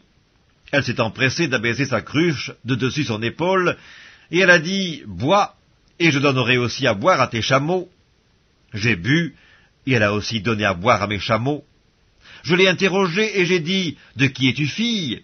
Elle a répondu, je suis fille de Bethuel, fils de Nachor et de Milka. J'ai mis l'anneau à son nez et les bracelets à ses mains, puis je me suis incliné et prosterné devant l'Éternel, et j'ai béni l'Éternel, le Dieu de mon Seigneur Abraham, qui m'a conduit fidèlement, afin que je prenne la fille du frère de mon Seigneur pour son fils. Maintenant, si vous voulez user de bienveillance et de fidélité envers mon Seigneur, déclarez-le-moi, sinon déclarez-le-moi, et je me tournerai à droite ou à gauche. Laban et Bethuel répondirent et dirent, c'est de l'Éternel que la chose vient. Nous ne pouvons te parler ni en mal ni en bien. Voici, Rebecca est devant toi, prends et va, et qu'elle soit la femme du fils de ton Seigneur, comme l'Éternel l'a dit. Lorsque le serviteur d'Abraham eut entendu leurs paroles, il se prosterna en terre devant l'Éternel. Et le serviteur sortit des objets d'argent, des objets d'or et des vêtements qu'il donna à Rebecca. Il fit aussi de riches présents à son frère et à sa mère. Après quoi, ils mangèrent et burent, lui et les gens qui étaient avec lui, et ils passèrent la nuit. Le matin, quand ils furent levés, le serviteur dit, « Laissez-moi retourner vers mon Seigneur. » Le frère et la mère dirent, « Que la jeune fille reste avec nous quelque temps encore, une dizaine de jours, ensuite tu partiras. » Il leur répondit, « Ne me retardez pas, puisque l'Éternel a fait réussir mon voyage. Laissez-moi partir, et que j'aille vers mon Seigneur. » Alors ils répondirent, « Appelons la jeune fille et consultons-la. » Ils appelèrent donc Rebecca et lui dirent, « Veux-tu aller avec cet homme ?» Elle répondit, « J'irai. » Et ils laissèrent partir Rebecca, leur sœur et sa nourrice, avec le serviteur d'Abraham et ses gens.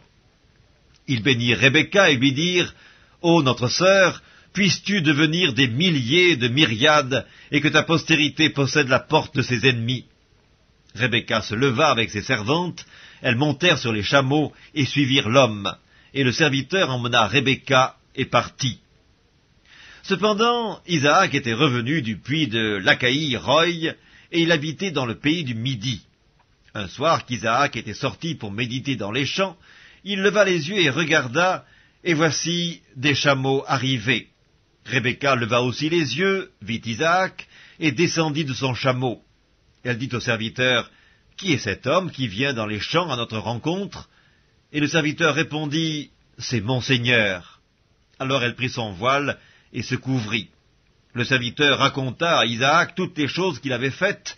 Isaac conduisit Rebecca dans la tente de Sarah, sa mère. Il prit Rebecca qui devint sa femme et il l'aima. Ainsi fut consolé Isaac après avoir perdu sa mère. Genèse chapitre 25. Abraham prit encore une femme nommée Kétura. Elle lui enfanta Zimran, Jokshan, Médan, Madian, Jishbak et Chouach. Jokshan engendra Séba et Dedan. Les fils de Dedan furent les Ashurim, les Létushim et les Léumim. Les fils de Madian furent Epha, Épher, Enoch, Abida et Eldaa. Ce sont là tous les fils de Kétura. Abraham donna tous ses biens à Isaac. Il fit des dons aux fils de ses concubines, et tandis qu'il vivait encore, il les envoya loin de son fils Isaac, du côté de l'Orient, dans le pays d'Orient. Voici les jours des années de la vie d'Abraham. Il vécut 175 ans. Abraham expira et mourut après une vieillesse heureuse, âgé et rassasié de jours, et il fut recueilli auprès de son peuple. Isaac et Ismaël, ses fils, l'enterrèrent dans la caverne de Macpéla, dans le champ d'Éphron, fils de Tsoar, le Hétien, vis-à-vis de Mamré. C'est le champ qu'Abraham avait acquis des fils de Heth. Là furent enterrés Abraham et Sarah, sa femme. Après la mort d'Abraham, Dieu bénit Isaac, son fils. Il habitait près du puits de Lacaï-Roï. Voici la postérité d'Ismaël, fils d'Abraham, qu'Agar, l'Égyptienne, servante de Sarah, avait enfanté à Abraham. Voici les noms des fils d'Ismaël par leurs noms, selon leur génération. Nébajot, premier-né d'Ismaël, Kédar, Adbéel, Mipsam, Mishma, Duma, Massa, Hadad, Théma, Jétur, Naphish et Kedma. Ce sont là les fils d'Ismaël, ce sont là leurs noms, selon leurs parcs et leurs enclos. Ils furent les 12 chefs de leur peuple. Et voici les années de la vie d'Ismaël, 137 ans. Il expira et mourut, et il fut recueilli auprès de son peuple. Ses fils habitèrent depuis Avila jusqu'à Chour, qui est en face de l'Égypte, en allant vers la Syrie. Il s'établit en présence de tous ses frères. Voici la postérité d'Isaac, fils d'Abraham. Abraham engendra Isaac. Isaac était âgé de 40 ans quand il prit pour femme Rebecca, fille de Bethuel, l'araméen de Padan-Aram, et sœur de Laban, l'araméen.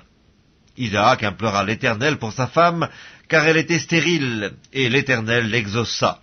Rebecca, sa femme, devint enceinte. Les enfants se heurtaient dans son sein, et elle dit, « S'il en est ainsi, pourquoi suis-je enceinte ?» Elle alla consulter l'Éternel, et l'Éternel lui dit, « 2 nations sont dans ton ventre, et 2 peuples se sépareront au sortir de tes entrailles. Un de ces peuples sera plus fort que l'autre, et le plus grand sera assujetti au plus petit. » Les jours où elle devait accoucher s'accomplirent, et voici, il y avait 2 jumeaux dans son ventre.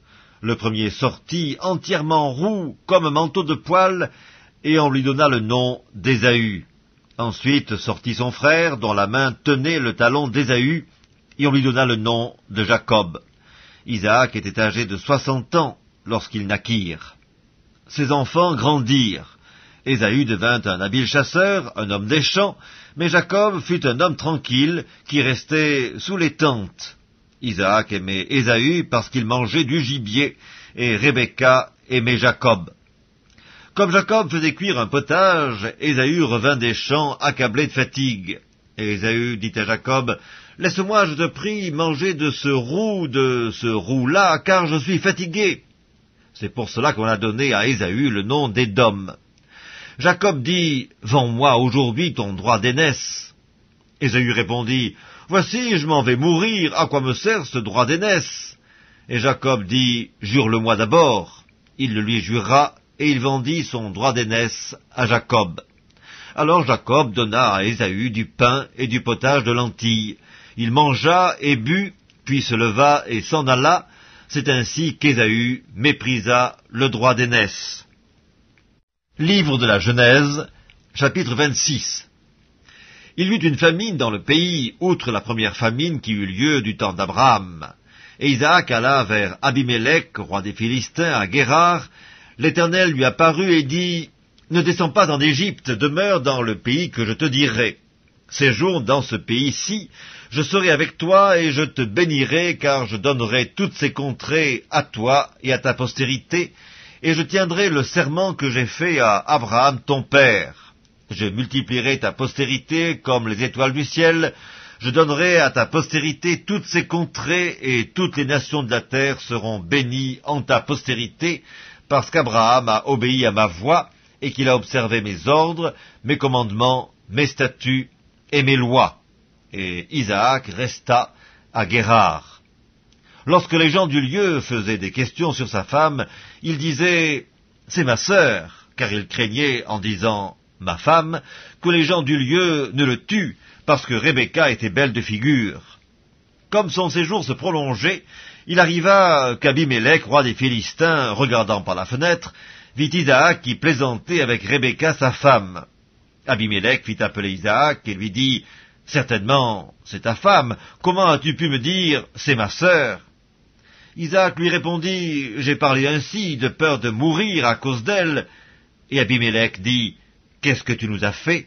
Peu s'en est fallu que quelqu'un du peuple n'ait couché avec ta femme, et tu nous aurais rendus coupables. » Alors Abimélec fit cette ordonnance pour tout le peuple, celui qui touchera à cet homme ou à sa femme sera mis à mort. Isaac sema dans ce pays, et il recueillit cette année le centuple, car l'Éternel le bénit. Cet homme devint riche, et il alla s'enrichissant de plus en plus jusqu'à ce qu'il devint fort riche. Il avait des troupeaux de menu bétail et des troupeaux de gros bétail, et un grand nombre de serviteurs. Aussi les Philistins lui portèrent envie. Tous les puits qu'avaient creusés les serviteurs de son père, du temps d'Abraham son père, les Philistins les comblèrent et les remplirent de poussière. Et Abimélec dit à Isaac, « Va-t'en de chez nous, car tu es beaucoup plus puissant que nous. » Isaac partit de là et campa dans la vallée de Guérar, où il s'établit.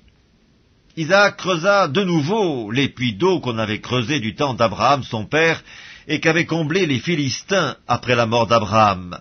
Et il leur donna les mêmes noms que son père leur avait donnés. Les serviteurs d'Isaac creusèrent encore dans la vallée, et y trouvèrent un puits d'eau vive.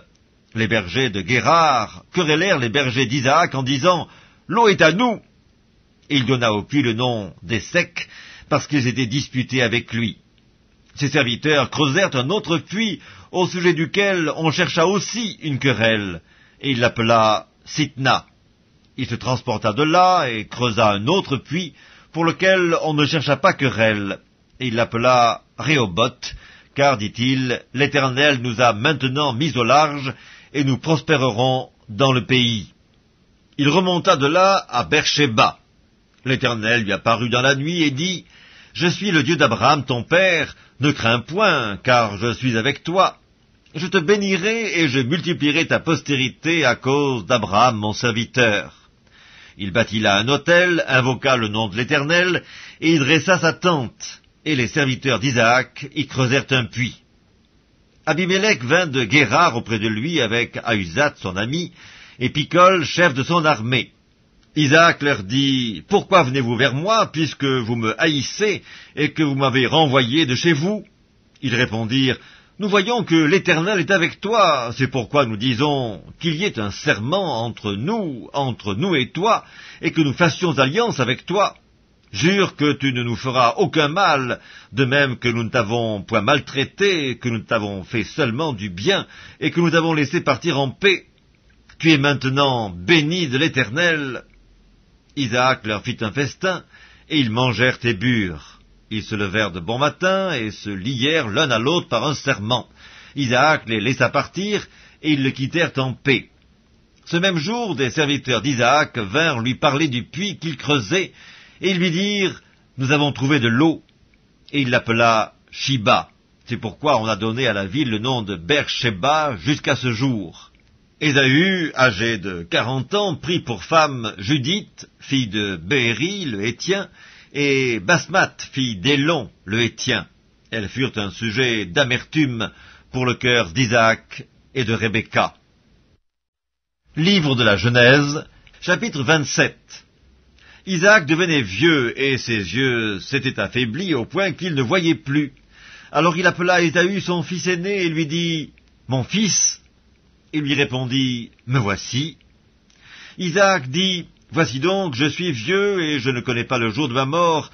Maintenant donc, je te prie, prends tes armes, ton carquois et ton arc, va dans les champs et chasse-moi du gibier.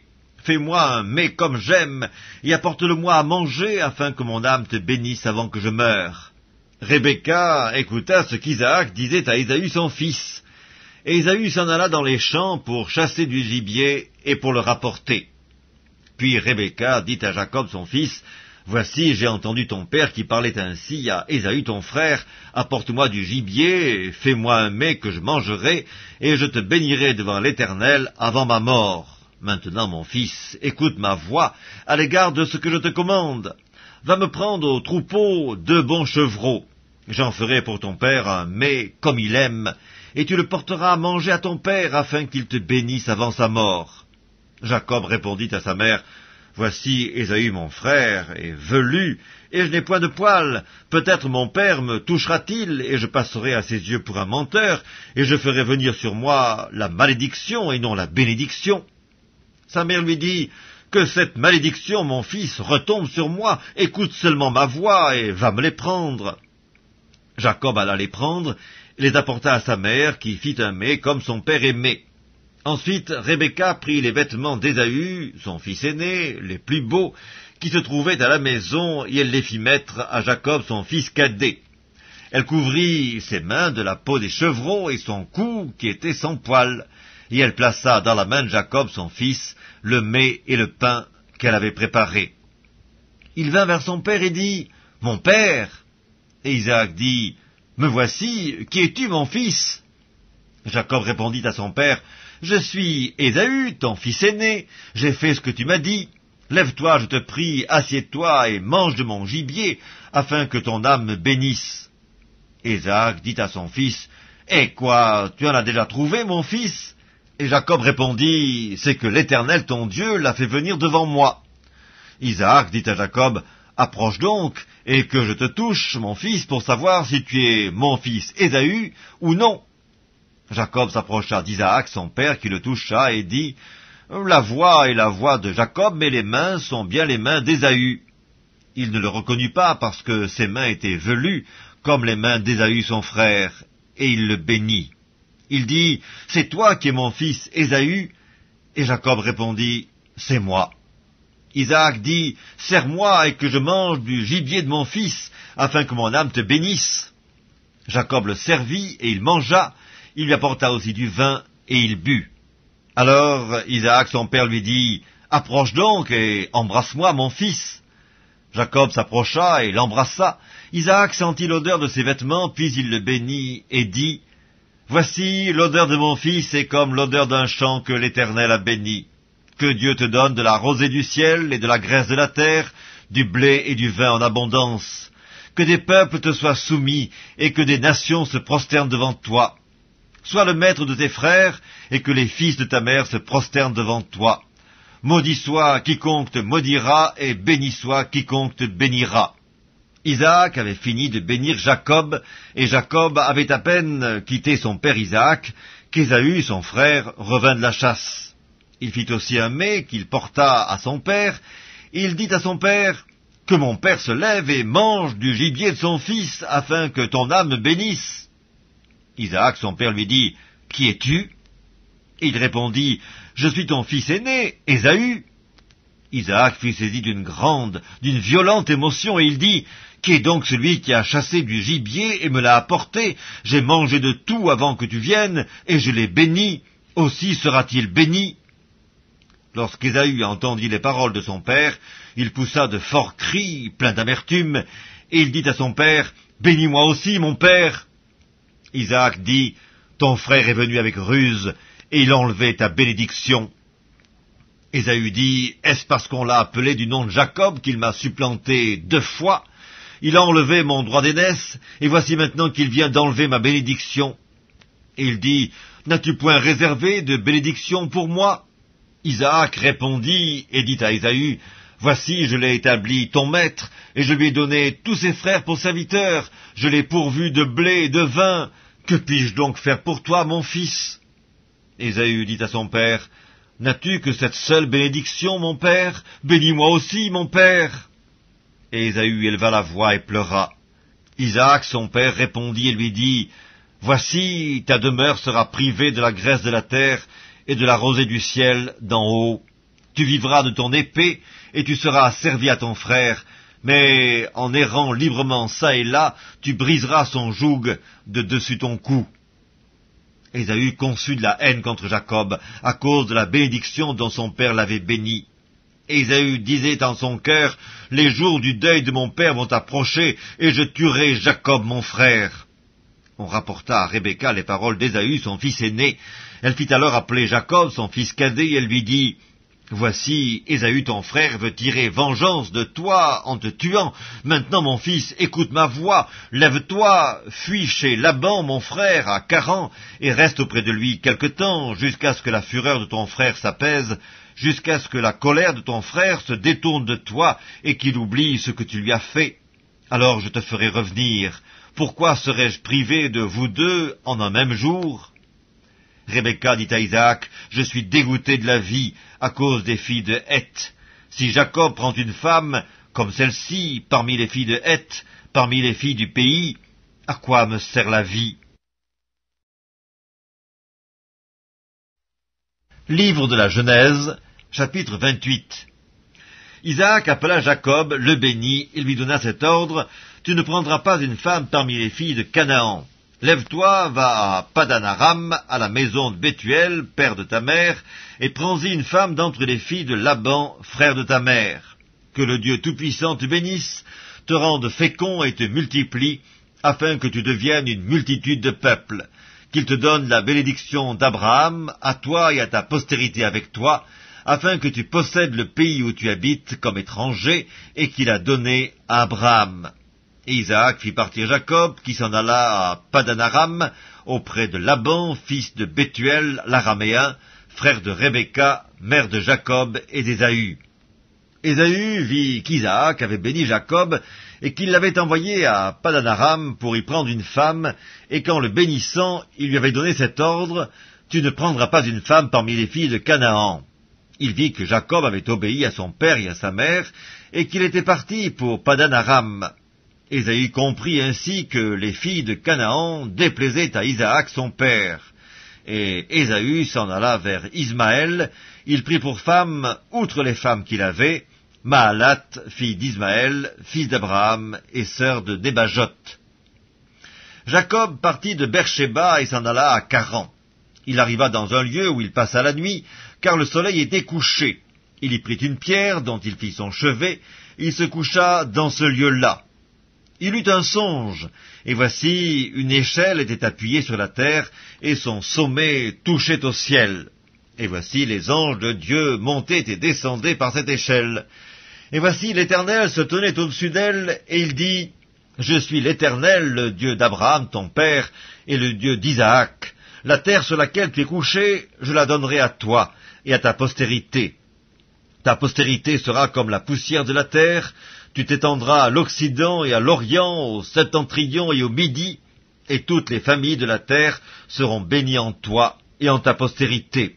Voici, je suis avec toi, je te garderai partout où tu iras, et je te ramènerai dans ce pays, car je ne t'abandonnerai point que je n'ai exécuté ce que je te dis. » Jacob s'éveilla de son sommeil, et il dit, « Certainement, l'Éternel est en ce lieu, et moi je ne le savais pas. » Il eut peur et il dit, « Que ce lieu est redoutable! C'est ici la maison de Dieu, c'est ici la porte des cieux. » Et Jacob se leva de bon matin. Il prit la pierre dont il avait fait son chevet, il l'adressa pour monument, et il versa de l'huile sur son sommet. Il donna à ce lieu le nom de Béthel, mais la ville s'appelait auparavant Luz.